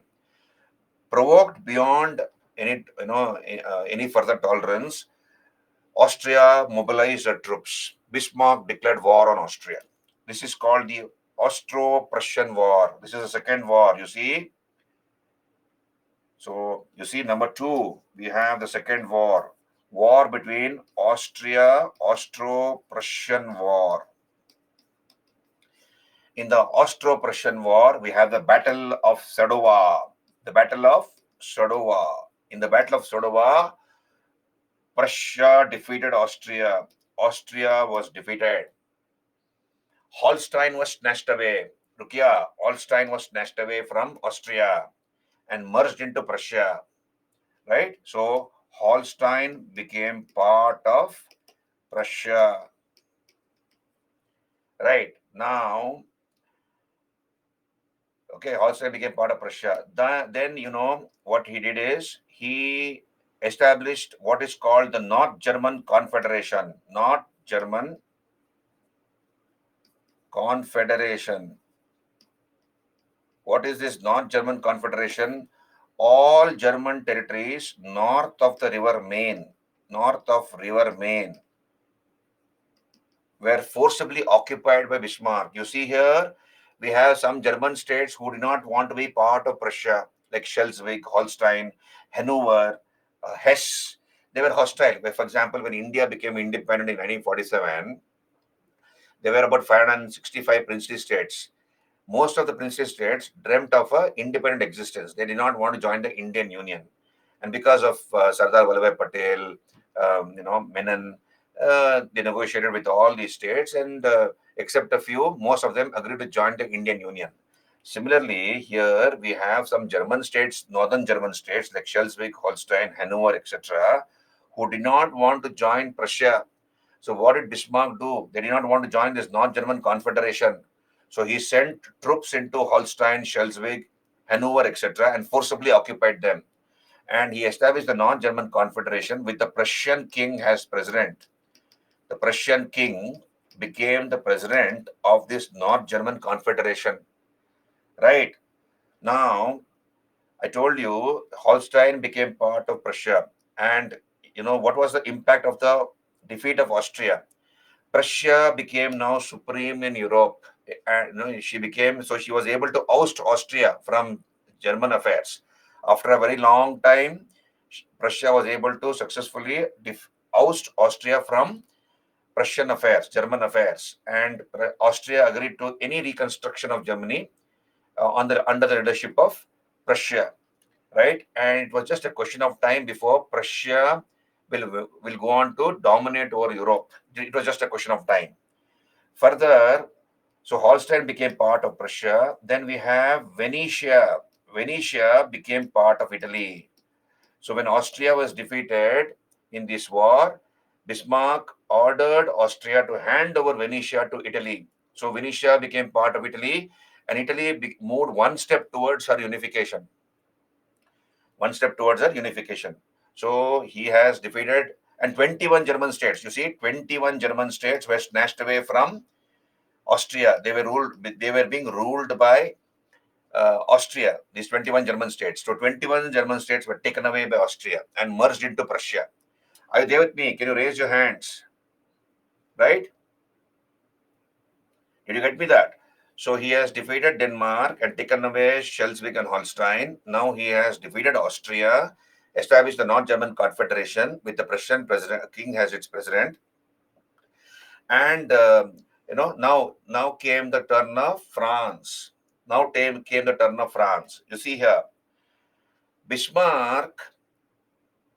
No, he treated the southern. So here, entire northern Germany, you see, entire areas north of Germany have become part of Prussia. You can see here, Schleswig, Holstein, and all the northern German states have become part of this North German Confederation under the presidency of the Prussian king. Only southern states, you see this? These are the southern states. These southern states were yet to be merged into Prussia. And what did he do? He was afraid. Understand this, please. He did not interfere with the southern German states. He treated them with a lot of respect, right? He gave them financial assistance, he gave them military assistance, and he never interfered in their internal affairs. Why? Because he thought that if he tries to forcibly occupy the southern German states, France might come to their assistance. You look at the map here, France was near the southern German states, and France might come to the assistance of the southern German states. Therefore, he treated them with kid gloves. He gave them financial military assistance, never interfered in their internal affairs, and he slowly won over their confidence. Now came the turn of France. It was necessary to fight against France. According to Bismarck, it lay in the logic of history to fight against France. Why did he want to fight against France? Now, please understand, how many states of Germany was there with France? 18 states. 18 German states were ruled over by France. France was controlling those 18 states. And moreover, from many, many centuries, it was the policy of the French monarchs to interfere in German affairs. They did not want a strong neighbor in the form of a united Germany. France was a neighbor of these southern German states. French emperors did not want a strong country next to them. So they used to interfere in German affairs, and they were very happy to see the Germans had divided lot. Now, Napoleon III of France had calculated, understand this please, when war between when war between Austria and France happened, when war between Prussia and Austria happened, when war between Prussia and Austria happened, he thought that Prussia will be defeated. That's what was his calculation. In a war between Austria and Prussia, Prussia will be defeated according to the French monarch. But then he was surprised when Austria was defeated by Prussia. Then he demanded territorial concessions from Bismarck. He told Bismarck, you had told me that if France remains neutral, you will give me something in Rhineland or in Belgium. Where is that promise? You have not given me anything. Bismarck simply turned it down. He said, I have never made any promise like that. What is the proof? What nonsense are you talking? I have never made any promise like that. So the French monarch felt like a fool. No, he had remained neutral, thinking that he will get something in the Rhineland or in Belgium. And here Bismarck is telling him that he never made any promise. The French monarch was very, very angry, and he wanted revenge against Prussia. At the same time, Prussians wanted a war with France to complete their unification, because 18 German states were still under the control of France. Now, a very strong pretext was required, and that pretext for war against France was provided by Spain. You look here on your screen. I'll show you a map. Directly go to the map. See this map here on your screen. You see this map on your screen. This is Spain for you, right? And this is France. And this is Prussia. Now, the to wage war against France, a very strong reason was required by Bismarck, and that reason was provided by Spain. Let me explain to you how it happened. Spain was ruled by a queen called Isabella. So she was a Bourbon of Bourbon blood. She was a French queen of the Bourbon family. Her name was Isabella. She was ruling over Spain. So people of Spain revolted against Isabella and they ousted her. They removed her as the queen. And the people of Spain offered the throne of Spain to a person called Leopold. Leopold was of Prussian descent. He was of German descent. Okay, he was a German prince, and they offered Leopold the throne of Spain. And earlier, 2 times they had offered the throne of Spain to Leopold, and both the times he had refused. Leopold did not want to become the king of Spain. He was not interested. Twice he had rejected. Now, third time, the offer was renewed because of Bismarck's insistence. Bismarck told Leopold to agree to become the king of Spain. So Leopold agreed to become the king of Spain. Did you understand? Now I'll use another map. I'll draw here. You see here, this is France. This is Spain. And this is Prussia. Who became the king of Spain now? King of Spain is Leopold. And he is of German blood. He is of German blood. German descent. Now, France felt her national security was is endangered. France, when this happened, when Leopold became the king of Spain, France felt threatened because she felt her own national security was endangered. Why? Look here on your screen. If there was a war between Spain and France, France thought Prussia will come to the assistance of Spain. Why? Because the Spanish monarch is of German blood, and obviously Prussia will support Spain. Similarly, if there's a war between France and Prussia, Spain will support Prussia. Did you understand? Did you get me? Can you raise your hands? Did you understand what I'm saying? So she felt her national security threatened. So France told Leopold, please, Baba, earlier twice you had rejected, now also you reject. Otherwise, it will be problems for us. And Leopold rejected. Because of French pressure exerted on him, Leopold refused to become the king of Spain. Okay, now the problem has got solved automatically because Leopold has refused to become the king of Spain. But tomorrow, after 1 month or maybe 1 year or 6 months or 1 year or 2 years, again, if Leopold agrees to become the king of Spain, again this problem will arise. Therefore, we have the king of France, the emperor of France, Napoleon III. He sent an ambassador to Wilhelm I. Wilhelm I was the king of Prussia. And Napoleon III of France sends an ambassador. His name was Benedetti. So Benedetti is sent as an ambassador to Wilhelm I, right? And with a message. What was the message sent through Benedetti by Emperor of France, Napoleon III? That in future also the candidature of Leopold should not be renewed. In case after 1 year Leopold wants to become the king of Spain, France, Prussia should not renew the candidature of Leopold. You give us a promise that in future also you will not renew the candidature of Leopold. So this is the message sent by Napoleon III through Benedetti. And Wilhelm I was on a holiday at a place called Ems. It's called Ems Spa. He was having a holiday at a place called Ems Spa. Benedetti comes, ambassador of France, sent by Napoleon III of France, and he conveys the message to Wilhelm I. Sir, please give us an assurance that in future also you will not renew the candidature of Leopold. Wilhelm I, the king of Prussia, simply gave him a hearing. He heard whatever Benedetti had to convey. Then he told Benedetti, I will think about the matter and I'll give you a reply. You can go now. So Benedetti came back to France. Now, whatever discussions had happened between Benedetti and Wilhelm I. Wilhelm I sent a telegram to Bismarck. He gave the details of this talk which he had with Benedetti in a telegram. And Bismarck was waiting for an opportunity to pick up a fight with France. You know what he did? He made two copies of the same telegram. He made two copies of the same telegram. In one telegram, he made changes to the contents in such a manner that it appeared to the French that their ambassador had been insulted by the Prussian king. And he got that telegram published in France. You understand? He made two copies of the telegram. In one copy, he made changes to the telegram in such a manner that it would appear that the French ambassador has been insulted by the Prussian king, and he got that particular telegram published in France.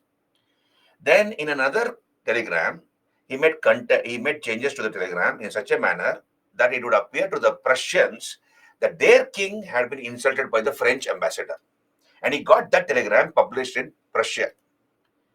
Now, in both these countries, there was anger against each other, and both these countries lost patience and they declared war against each other. You have the Franco-Prussian war between France and Prussia.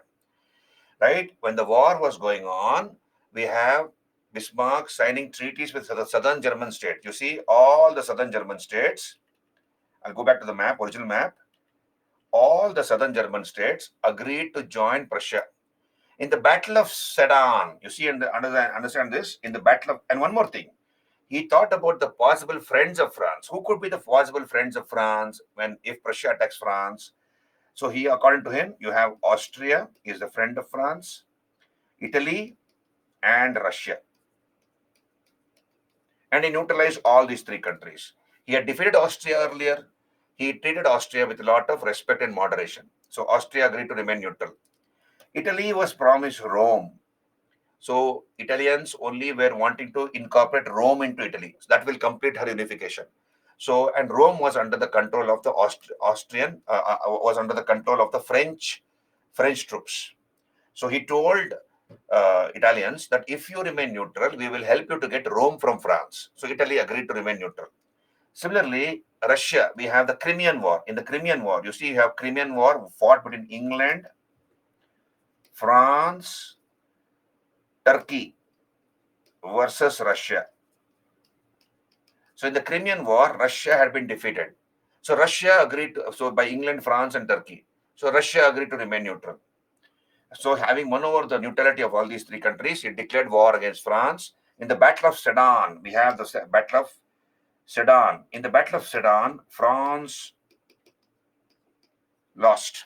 France was defeated. And you have French troops guarding the Pope at Rome. So Victor Emmanuel II, the King of Italy, withdrew all those French troops from Rome and put them on the field against Prussia. We have Victor Emmanuel II simply sending troops into Rome, and Rome was occupied. And in the Battle of Sedan, France was defeated. And meanwhile, when the war was going on, all the southern German states agreed to join Prussia. You know, they signed documents where they agreed to join Prussia. And you have the Prussian army entering France.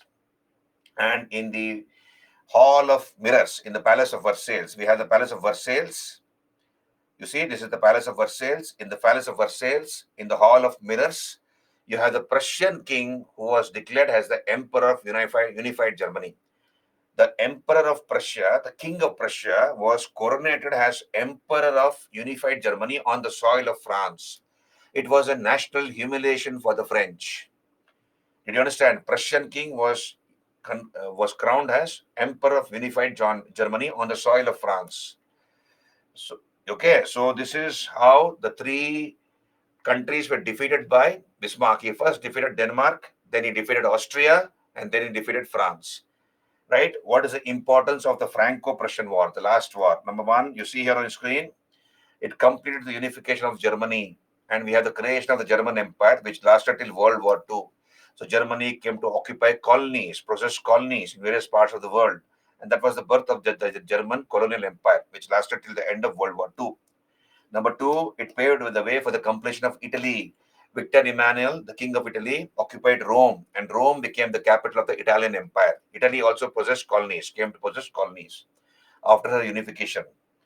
The third time, France became a republic. You remember, France became a republic in 1792. The National Convention declared France as a republic. Second time, she became a republic in 1848, following the revolution there. And in 1871, after she was defeated in the Franco-Prussian War, for the third time, France became a republic. So we have the birth of the third republic in France. Then number four, Russia tore up the clauses of the Treaty of Paris, which she had signed after the Crimean War. When I come to this topic called Eastern Question, I'll talk about the Crimean War. So Russia had been defeated in the Crimean War by England, France, and Turkey. So she had to sign a humiliating treaty called the Treaty of Paris, which brought the Crimean War to an end. After her defeat, after defeating France, you have Russia tearing up the clauses of the Treaty of Paris. And she re-established her control over the Black Sea and the naval base of Sevastopol. It also stood for a new war machine, as supported by industrialization. How was Prussia able to defeat all these three countries? Why was Prussia able to defeat Denmark, Austria, and France? Because she had industrialized and also militarized. No? So you have, it stood for a new war machine, as supported by industrialization. Only those countries came to be militarized by default if they were industrialized. Prussia was industrialized, and therefore she was able to have also a very strong army. And lastly, it gave sanction to diplomacy of the modern times. End justifies the means. Look at what all methods Bismarck used, right? He entered into a treaty with Austria and told Austria, if you remain neutral in a war between Prussia and Denmark, we'll give you something in return, right? And then he gave something, but then he created problems for Austria. He wanted to create a conflict with Austria with respect to the spoils. And then he had promised something to France. He did not give anything to France. So you might say this is ethically, morally wrong. But for him, end was important. And what was the end? Unification of Germany. So end justifies the means. That is the diplomacy of the modern times. That is, national interest is supreme. And whatever is necessary for the interest of a nation, it is okay to do, even if it is unfair or unethical. So this is the unification of Germany. It was the work of one man, Otto von Bismarck. And look here, after defeating France, Bismarck imposed a very humiliating treaty on France. This is, you see, Alsace and Lorraine. These two areas were snatched away from France, and France was made to pay a penalty of 5 million francs. She had to pay a penalty of 5 million francs to Germany, right? And this was felt as a humiliation. And moreover, the Prussian king had been crowned as Emperor of Unified Germany on the soil of France. This was a national humiliation for the French. And Bismarck was afraid that France will take revenge against Germany. And that led to the inauguration of the secret diplomatic military alliances of Bismarck, which led to the birth of the Triple Alliance. This is the unification of Germany. Are you able to catch me here? So I'm coming to that here, Ankita. I said, you see, Napoleon III of France, you see here, Leopold became he had agreed to become the king of Spain, Leopold, and he was of German blood. Now, and France felt threatened, her very national existence endangered. So she told Leopold not to accept the candidature of becoming the king of Spain. And again, third time, Leopold withdrew his candidature. He refused to become the king of Spain. But in future also, this problem might arise. And therefore, Napoleon III of France wanted an assurance from the Prussian king that in future too, the candidature of Leopold would not be renewed. Therefore, he sent Benedetti, his ambassador, to have a talk with the Prussian king who was enjoying his holiday at Emspa. Benedetti comes to Emspa, has a talk with Wilhelm I, and conveys the information or message sent by the French emperor. Now, Wilhelm I did not assure Benedetti anything. He only gave him a patient hearing, sent him away, and told him that he will send a reply adequately at an appropriate time. And whatever discussions they had, the French ambassador and the Prussian king had, was conveyed in a telegram to Bismarck. And Bismarck was waiting for an opportunity to pick up a quarrel with France. So what did Bismarck do? He made 2 copies of the same telegram. This telegram was sent by his king, Wilhelm I, to Bismarck. regarding the talks, whatever talks the king had with Benedetti, the French ambassador. So Bismarck made two copies of the same telegram. In one telegram, he made changes to the telegram in such a manner that it would appear to the French that their ambassador Benedetti had been insulted by the Prussian king, and he got that telegram published in France. So people of France became very, very angry with the Prussian king. How can the Prussian king insult our ambassador? In another copy of the same telegram, he made changes according to which it would appear to the Prussians, that is the Germans, that their king had been insulted by the French ambassador. And he got that telegram published in Prussia. So Germans became very angry. How can the French ambassador insult our king? So both these countries lost patience, and you have a sentiment for war created this way, where the French were angry with the Germans and the Germans were angry with the French, and they declared war against each other. Did you understand? So Prussia became unified Germany. What the gist of the story is this: Prussia became unified Germany. Did you understand? Prussia became a unified Germany. This is the story of German unification. You see here on your screen. I'll go back to the PPT here. So after strengthening Prussia in all respects, he turned to these three countries. First of all, Denmark. You see here, Denmark had these two duchies, Schleswig and Holstein. Schleswig had both Germans and Danes, and Holstein was German in blood, right? And Denmark had forcibly occupied it. He thought about the possible friends of Denmark. Who are the possible friends? England, France, and Russia. He neutralized them. He won over the neutrality. Then he came to Austria and told Austrians that if you remain neutral, we will give something as a spoil. Austria agreed, right? Then he declared war against Denmark. You have the Prusso-Danish War.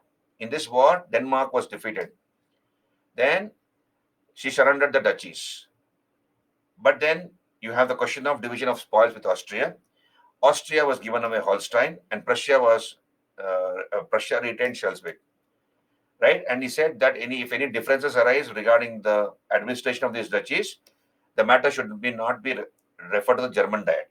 They should solve it amongst themselves. Then we have war with Austria, Austro-Prussian War. So Austria understood the precarious position in which Holstein was located. She was sandwiched between Prussian territory and separated from Austria by the whole length of Germany. So she began anti-Prussian propaganda, not only in Holstein, but also in Schleswig. And she referred the matter to the Federal Diet, right? Then you have the diplomatic isolation of Austria. He thought about the possible friends of Austria. France, who was promised either Rhineland or Belgium, some territory in Rhineland or Belgium. Italy, we were promised Venetia from Austria. And Russia, during the Polish revolt, he had supported the Russians. He had told the Russians that they will help them in putting down the Polish revolt. And he had won over the sympathies of the Tsar. After he got his diplomatic preparations ready, he declared war against Austria. And he also had to convince his king, because his king, William I, was not very sure whether Prussia can defeat Austria. Then he provoked Austria by sending troops into Holstein. Austrians were expelled from there, and he tried to eliminate Austria from the Germanic Confederation of 1815. Then Austria mobilized the troops. He defeated Austria, right? That is also called 7 Weeks War. The Austro-Prussian war is also called 7 Weeks War. In the Battle of Sadowa, Austria was defeated. Then we have Austria expelled from German states. Germanic Confederation was dissolved, and Italy got Venetia, Prussia got Holstein. He established the North German Confederation. That is, all these German states north of the River Main were brought together under this North German Confederation, right, under the presidentship of the Prussian king. Those German states who were hostile, who did not want to join the North German Confederation, like Schleswig, Holstein, they were all, Nassau, Hanover, etc., were forcibly annexed by Bismarck. Southern states were left free. So Germany was partially united. He has united Germany partially. German states were partially united. Only southern Germany had to be incorporated into Prussia, right? So here, Austrian expulsion made Prussia supreme in Europe. Her hegemony of Europe was in sight. It was just a question of time before Prussia would dominate Europe. Italy got Venetia from Austria, and she moved one step towards an unification. And success of the Prussian army gave a shattering blow to the liberals. You may remember liberals were reluctant to give funds for reorganization of the Prussian army. Now, through wars, he had proved that whatever he was doing was right. So that gave a shattering blow to the liberals. Okay, so militarism was justified by success. Then we have the Franco-Prussian War. Southern German states, he helped them militarily, financially. Okay, he did not interfere in their internal affairs. He won them over to his side. And according to Bismarck, war with France lay in the logic of history.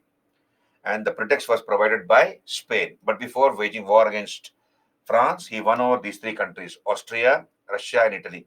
Russia during the Crimean War had been defeated by England, France, and Turkey. So therefore, Russia agreed to remain neutral in a war between Prussia and France. Similarly, Italy was promised Rome because Rome was there with the Pope, and Pope was given protection by French troops. So Bismarck told the Italians that if you remain neutral, we will help you to get Rome from France. Italy agreed. And also Austria, he had treated her with leniency and moderation after defeating Austria. Right? So Napoleon III demanded territorial concessions. You had told me you'll give me something in Rhineland and Belgium. Where is it? Bismarck simply turned it down. And the pretext was provided by Spain. I told you, you have a Bourbon king in Spain. She was expelled by the people of Spain. Throne was offered to Leopold, who was a Prussian blood. Twice it had been offered. Both the times he had rejected. The third time it was renewed, and he agreed to become the king of Spain. And France felt endangered. She felt endangered between Spain and Prussia, and she put pressure on Leopold not to accept the candidature of Spain. So he refused to become the king of Spain third time. But then you have Napoleon, who wanted an assurance from the Prussian king that in future also the candidature of Leopold would not be renewed. And he sent Benedetti to Emspa to have a talk with the Prussian king. And having conveyed the message of Napoleon III, we have Benedetti returning back. William I sent a telegram to Bismarck. That's called Ems Dispatch. The telegram is called Ems Dispatch. And I told you what Bismarck did. He abridged the telegram, created war hysteria in both the countries, and both the countries lost patience and they declared war against each other. In the Battle of Sedan, France was defeated. Napoleon III abdicated and he entered into treaties with southern states. All the southern uh, German states agreed to join Prussia. And by the Treaty of Frankfurt, we have the Treaty of Frankfurt ratified a unified Germany. In the Hall of Mirrors in the Palace of Versailles, Wilhelm I, the Prussian king, was declared Emperor of Unified Germany. Right? This is the Palace of Versailles, and of course, the Hall of Mirrors inside the Palace of Versailles. And I told you the importance of the Franco-Prussian War. Are you there with me? And did you understand? Is it interesting?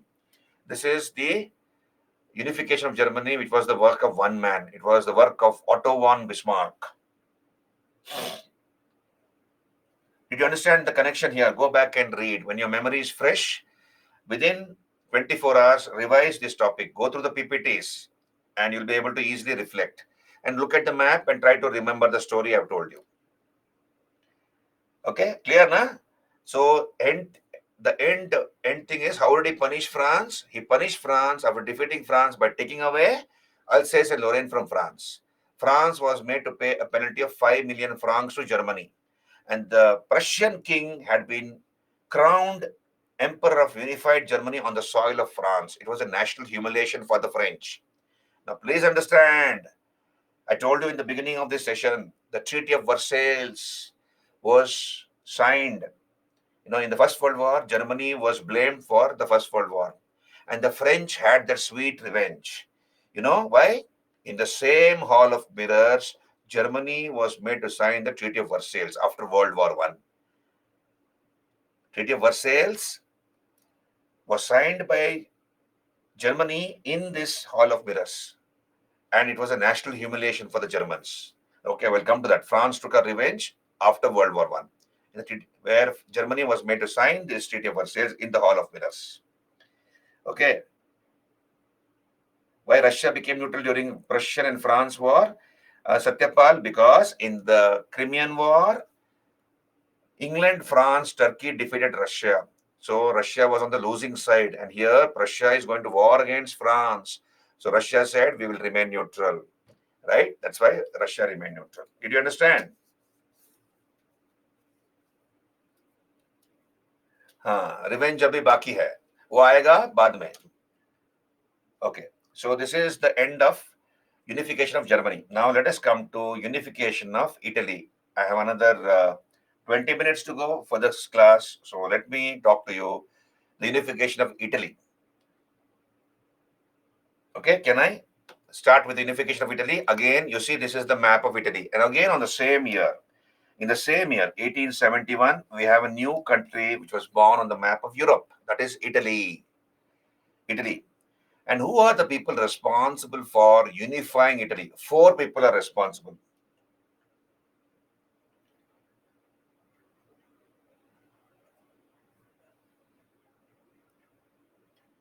Okay. Did you understand? Now, look, come back here. We have four people responsible for unifying Italy into a nation.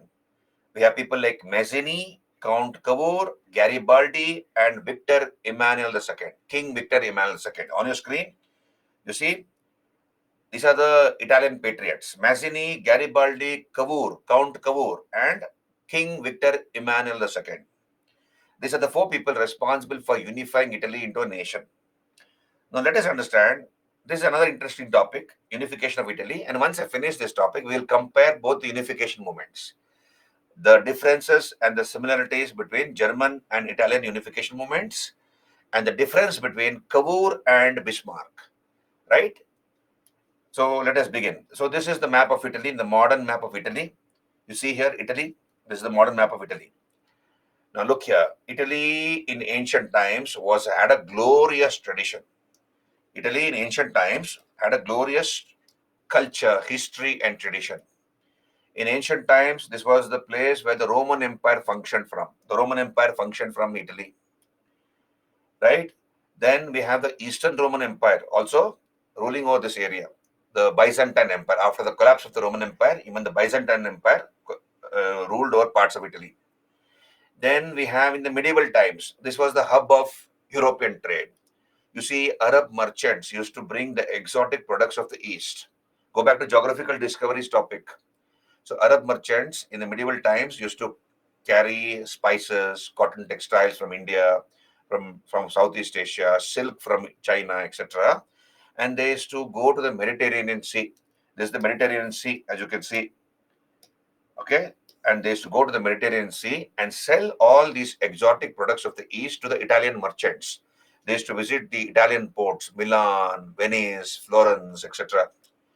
So, and Italian merchants used to procure all these products of the East from the Arab merchants and in turn used to distribute it throughout Europe.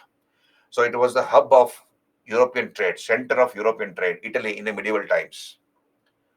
This was also the place where Renaissance had taken place. We have done Renaissance. Remember 1453, the capture of Constantinople by the Ottoman Turkish Sultan, and you have a policy of persecution followed by the Ottoman government, and you have all those scholars, architects, engineers, painters, etc., running away to Italy, and Italy became the home of Renaissance.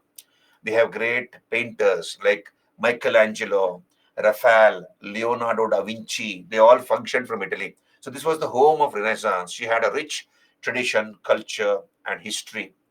But in the modern times, in the 18th century, understand this, Italy was a mere geographical expression, as mentioned by Metternich. She was just a speck on the map of the world. She was just a speck on the map of the world. You see here, this is how Italy looked like. You have political fragmentation of Italy. Italy was divided into a number of kingdoms, chota mota kingdoms, ruled by kings. And those Italian kings never cared for their people. They never cared for their people. They ruled like dictators, right? At the same time, you have three countries, three powers. France, you see on your screen, France, then Austria, and the Pope ruled over parts of Italy. They dominated over parts of Italy. France, Austria, and the Pope interfered in Italian affairs, and they had substantial Italian territories under their control. So Italy was politically fragmented, ruled by different kings and kingdoms. There was no unity amongst these kings, Italian kings. They ruled like dictators. They never cared for their people. The French Revolution and its principles had also influenced the Italians, but no use because the Italian kings ruled like dictators. And also, you have foreign powers ruling over parts of Italy. So, this is the introduction to this topic. right? Now let's come back. Synopsis. On your screen, we have the French Revolution and its impact on Italian unification, the Napoleonic Wars, the Congress of Vienna and its reactionary attitude. What did the Congress of Vienna do to the Italian peninsula? Then we have the outburst of liberal and nationalist ideals, an emergence of a secret society called Carbonari. What is this Carbonari? And what was the aim of this Carbonari? Then 80-20 revolutions in Spain and Portugal. And what was its impact on Italian nationalism? And revolutions broke out in Spain and Portugal and its impact on Italian nationalism. July Revolution of France of 1830 and its impact on Italian nationalism. Then what is this Risorgimento? Risorgimento movement. What is this? What is the meaning of that? Then we have a person called Mazzini. What was his role in unification of Italy? Then we have the French Revolution of 1848 and its impact on Italian unification. Then a person called Cavour comes onto the scene and Victor Emmanuel II. So, and then of course Garibaldi. Garibaldi, Cavour, Victor Emmanuel II. So we have Cavour's contributions, and finally we have the annexation of Venetia and Rome and the completion of the process of Italian unification. So let us start this topic in whatever time we have.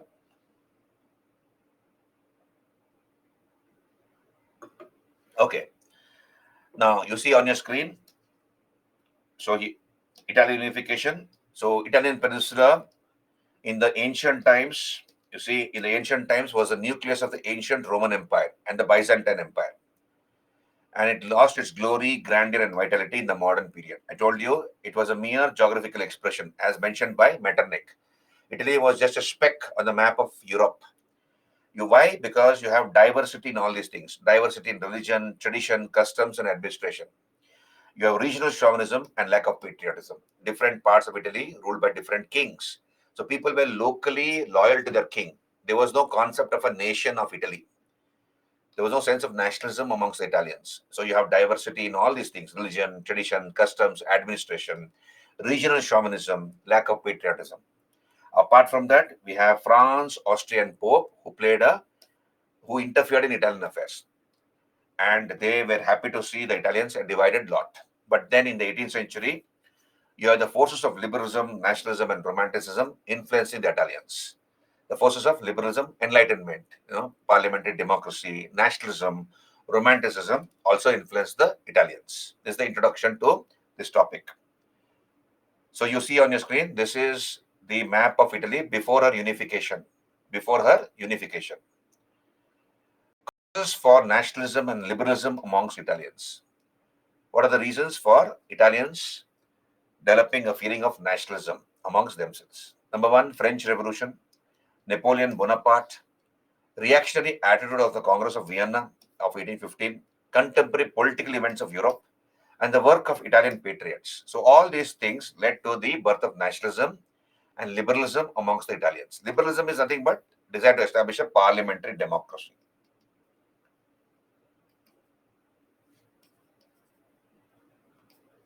Okay. Now, let us look at the French Revolution. Again, I'm repeating the same thing. French Revolution threw up certain principles: liberty, equality, fraternity, democracy, republicanism, popular sovereignty, etc. And these principles spread like wildfire throughout Europe. Even the Italians were influenced by that. But then, you have Italians ruled by their own kings who never wanted to share power with their people. Further, there was a desire on the part of the Italians to liberate their country from foreign domination after the fall of Napoleon. So Napoleon, he was defeated in Battle of Waterloo in 1815. So there arose a desire amongst the Italians to liberate their country after the fall of Napoleon. But the rulers of Europe were reactionaries. I told you, you have the Congress of Vienna, which takes place.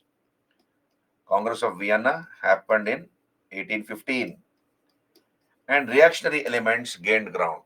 That is, dictatorship, despotism, autocracy, those powers became stronger. And the principles of the French Revolution were confined to the dustbin. So the Italians felt helpless.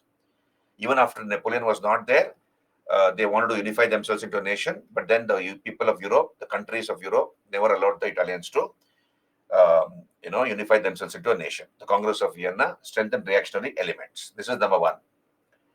Number two, Napoleonic Wars and its impact. You remember this? We go back to Napoleon Bonaparte, last week's class, Friday's class. In so out of when the Emperor Louis XVI was guillotined, Louis XVI was killed, 6 countries declared war against France. And National Convention had come to power. Out of the 6 countries, 4 countries were defeated by France. Only 2 remained to be tackled. That is Austria and England. Austria and England required to be tackled. And in that context, the National Convention and the Directory decided to tackle Austria. Those days, Austria was ruling over Austria and also ruling over the Italian peninsula. So a two-pronged attack was planned on Austria, attacking Austria in Austria and attacking Austria in the Italian peninsula. And the second job was entrusted to Napoleon. Did you remember that?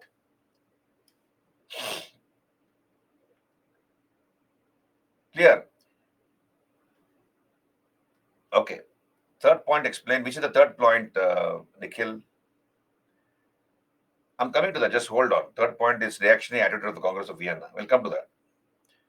So here, a two-pronged attack was planned on Austria, attacking Austria in Austria and attacking Austria in the Italian peninsula. And the second job was entrusted to Napoleon Bonaparte. That inaugurated the first Italian campaigns of Napoleon, isn't it? Italian campaigns of Napoleon. Remember? So when Napoleon attacked the Italian peninsula to defeat the Austrians, 3 powers came together. Austria, Sardinia, and Pope. You remember, I put the same map here. Austria, Sardinia, and Pope. Pope was ruling over the Papal States. So these 3 powers came together. Austria, Sardinia, and Pope came together. A number of battles were fought, and Napoleon was able to defeat all these 3 powers. What did he do after defeating the Austrians in the Italian peninsula? He established 2 republics, Cisalpine and Ligurian republics. And he entrusted the responsibility of running the affairs of these republics to the Italians themselves. Right? That kindled the spirit of nationalism and liberalism amongst the Italians. Did you understand? Remember, I had done this last class. Napoleon defeated the Austrians in the Italian peninsula, established 2 republics, and entrusted the responsibility of running the affairs of these republics to the Italians themselves. Then what happened? In 1804, Napoleon became the Emperor of France. And in that capacity as Emperor of France, he conquered the whole of Italy. So 1805, he declared himself as the King of Italy. So for the first time after many centuries, you have one political power ruling over the whole of the Italian peninsula, namely Napoleon. So Italians felt very happy that one authority is ruling over entire Italy. Earlier there was fragmentation of power. Now Napoleon has conquered the whole of Italy and he is ruling over Italy. Once Napoleon was no more there, that is after 1815, there arose again a desire amongst the Italians to politically unify their country into one nation. This is the role of Napoleon. Did you understand? Did you understand? So, this is the role of Napoleon, where he wanted, he politically unified the entire Italian peninsula, and he ruled for some time. But then once he was defeated in the Battle of Waterloo, there again arose a desire on the part of the Italians to unify themselves into a nation. Now, did you get me that? Can you raise your hands? Clear? Then we come to Congress of Vienna and its reactionary attitude. What did the Congress of Vienna do with respect to the Italian peninsula? You remember Congress of Vienna? So this met after the Battle of Waterloo. Who was the president of the Congress of Vienna? Metternich, Clemens von Metternich. What was the main aim of the Congress of Vienna? Reorganize the political map of Europe that had been disturbed by Napoleon. Napoleon had conquered many countries and he had disturbed the political map of Europe. So the aim was to restore the political map of Europe. So what are the 3 principles established at Vienna? You see here, Metternich's 3 goals. Prevent future French aggression by surrounding France with stronger states. Number 2, restore a balance of power. No one country is a threat. And number 3, restore legitimacy. That is, all the royal monarchs of Europe were back on their thrones. So the Congress of Vienna ignored the principles of the French Revolution. Democracy, republicanism, nationalism were all confined to the dustbin. What had the Congress of Vienna done to the German-speaking areas? Remember, Confederation of the Rhine, consisting of 16 states of Napoleon, was abolished. And in place of that, a loose confederation of 39 German states had been created by the Congress of Vienna. Right? Now, what did the Congress of Vienna do with Italy, Italian peninsula? This is called cutting of the Italian melon. You see here on your screen, what did the Congress of Vienna do with respect to the Italian peninsula? Number one, on your screen, Lombardy, Venetia. You see this? Lombardy, Venetia, directly kept under Austria. So Austrian monarchs directly ruled over Lombardy and Venetia. And remember that Austria had withdrawn voluntarily from Austrian Netherlands to rule over Lombardy and Venetia. So Austria took over direct rule of Lombardy, Venetia. Number one. Number two, Parma, Modena, Tuscany. These are called the central duchies. You see here on your screen, Parma, Modena, Tuscany. These are called central duchies. These were kept under kings who took their orders from Austria. In other words, Austria indirectly ruled over the central duchies. Directly, she ruled over Lombardy, Venetia, and indirectly ruled over the central duchies of Parma, Modena, Tuscany. So Lombardy, Venetia directly under Austria, and central duchies of Parma, Modena, Tuscany under kings who took their orders from the Austrian Habsburg monarchs. So what was the dynasty ruling Austria? Habsburg. Habsburg kings of Austria.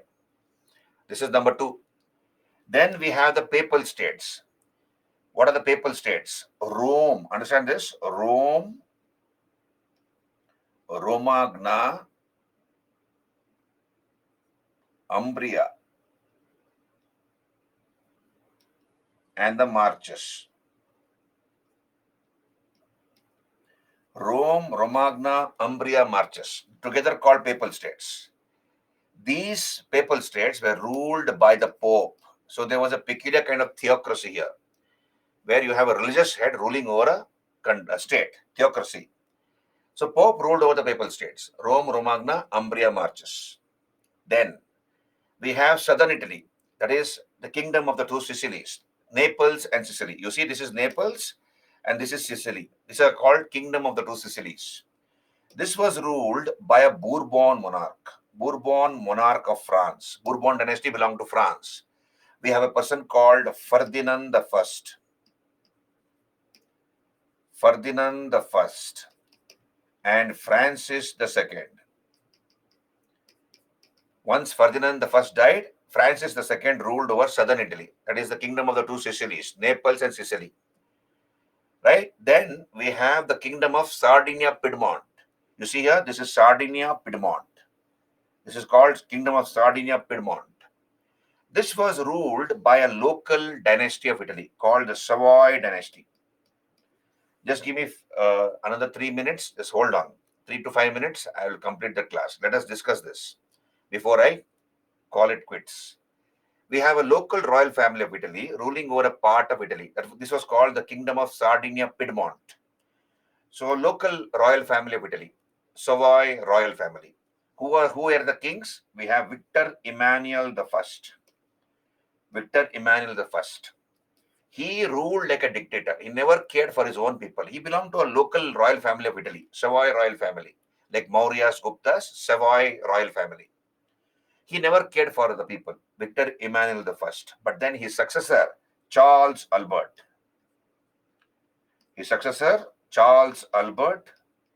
And his successor, that is Victor Emmanuel the First son was Charles Albert, and Charles Albert's son was Victor Emmanuel the Second. These two people became the leaders of the Italian unification movement, Charles Albert and Victor Emmanuel II.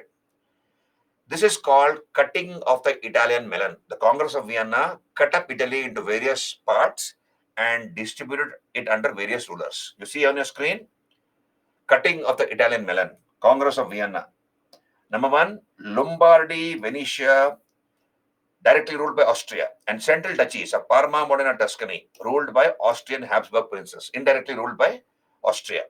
So Lombardy, Venetia, directly ruled by Austria, and Parma, Modena, Tuscany, ruled indirectly by Austria. Papal states, Rome, Romagna, Umbria, Marches, ruled by the Pope. Thirdly, Kingdom of Naples and Sicily, the southern Italy, ruled by a Bourbon monarch, Ferdinand the First and Francis the Second. And lastly, Kingdom of Sardinia Piedmont, ruled by a local royal family of Italy, House of Savoy. Rulers were Victor Emmanuel I, his son Charles Albert, and Charles Albert's son Victor Emmanuel II. This is called cutting of the Italian melon. Okay, you go back and go through the PPTs, Nikhil. Nothing that it is as simple as understand the story, go back and revise. Look at the map, you'll understand. Did you catch me here? We'll stop here because I've run out of time.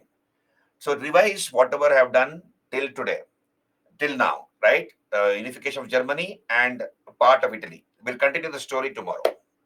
I'll finish unification of Italy. Then tomorrow we will do Industrial Revolution. We'll do Industrial Revolution and Eastern question. That should then we can do day after tomorrow. We'll do World War I, and then Russian Revolution, etc. Okay, so please revise your PPTs. At least go through the PPTs a few times. Okay, then things will remain fresh in your memory. Benika, that will be given to you as soon as possible, annotated PPTs, but try to go through the PPTs. What is Yavahana? I did not get you. Pari, can you be specific?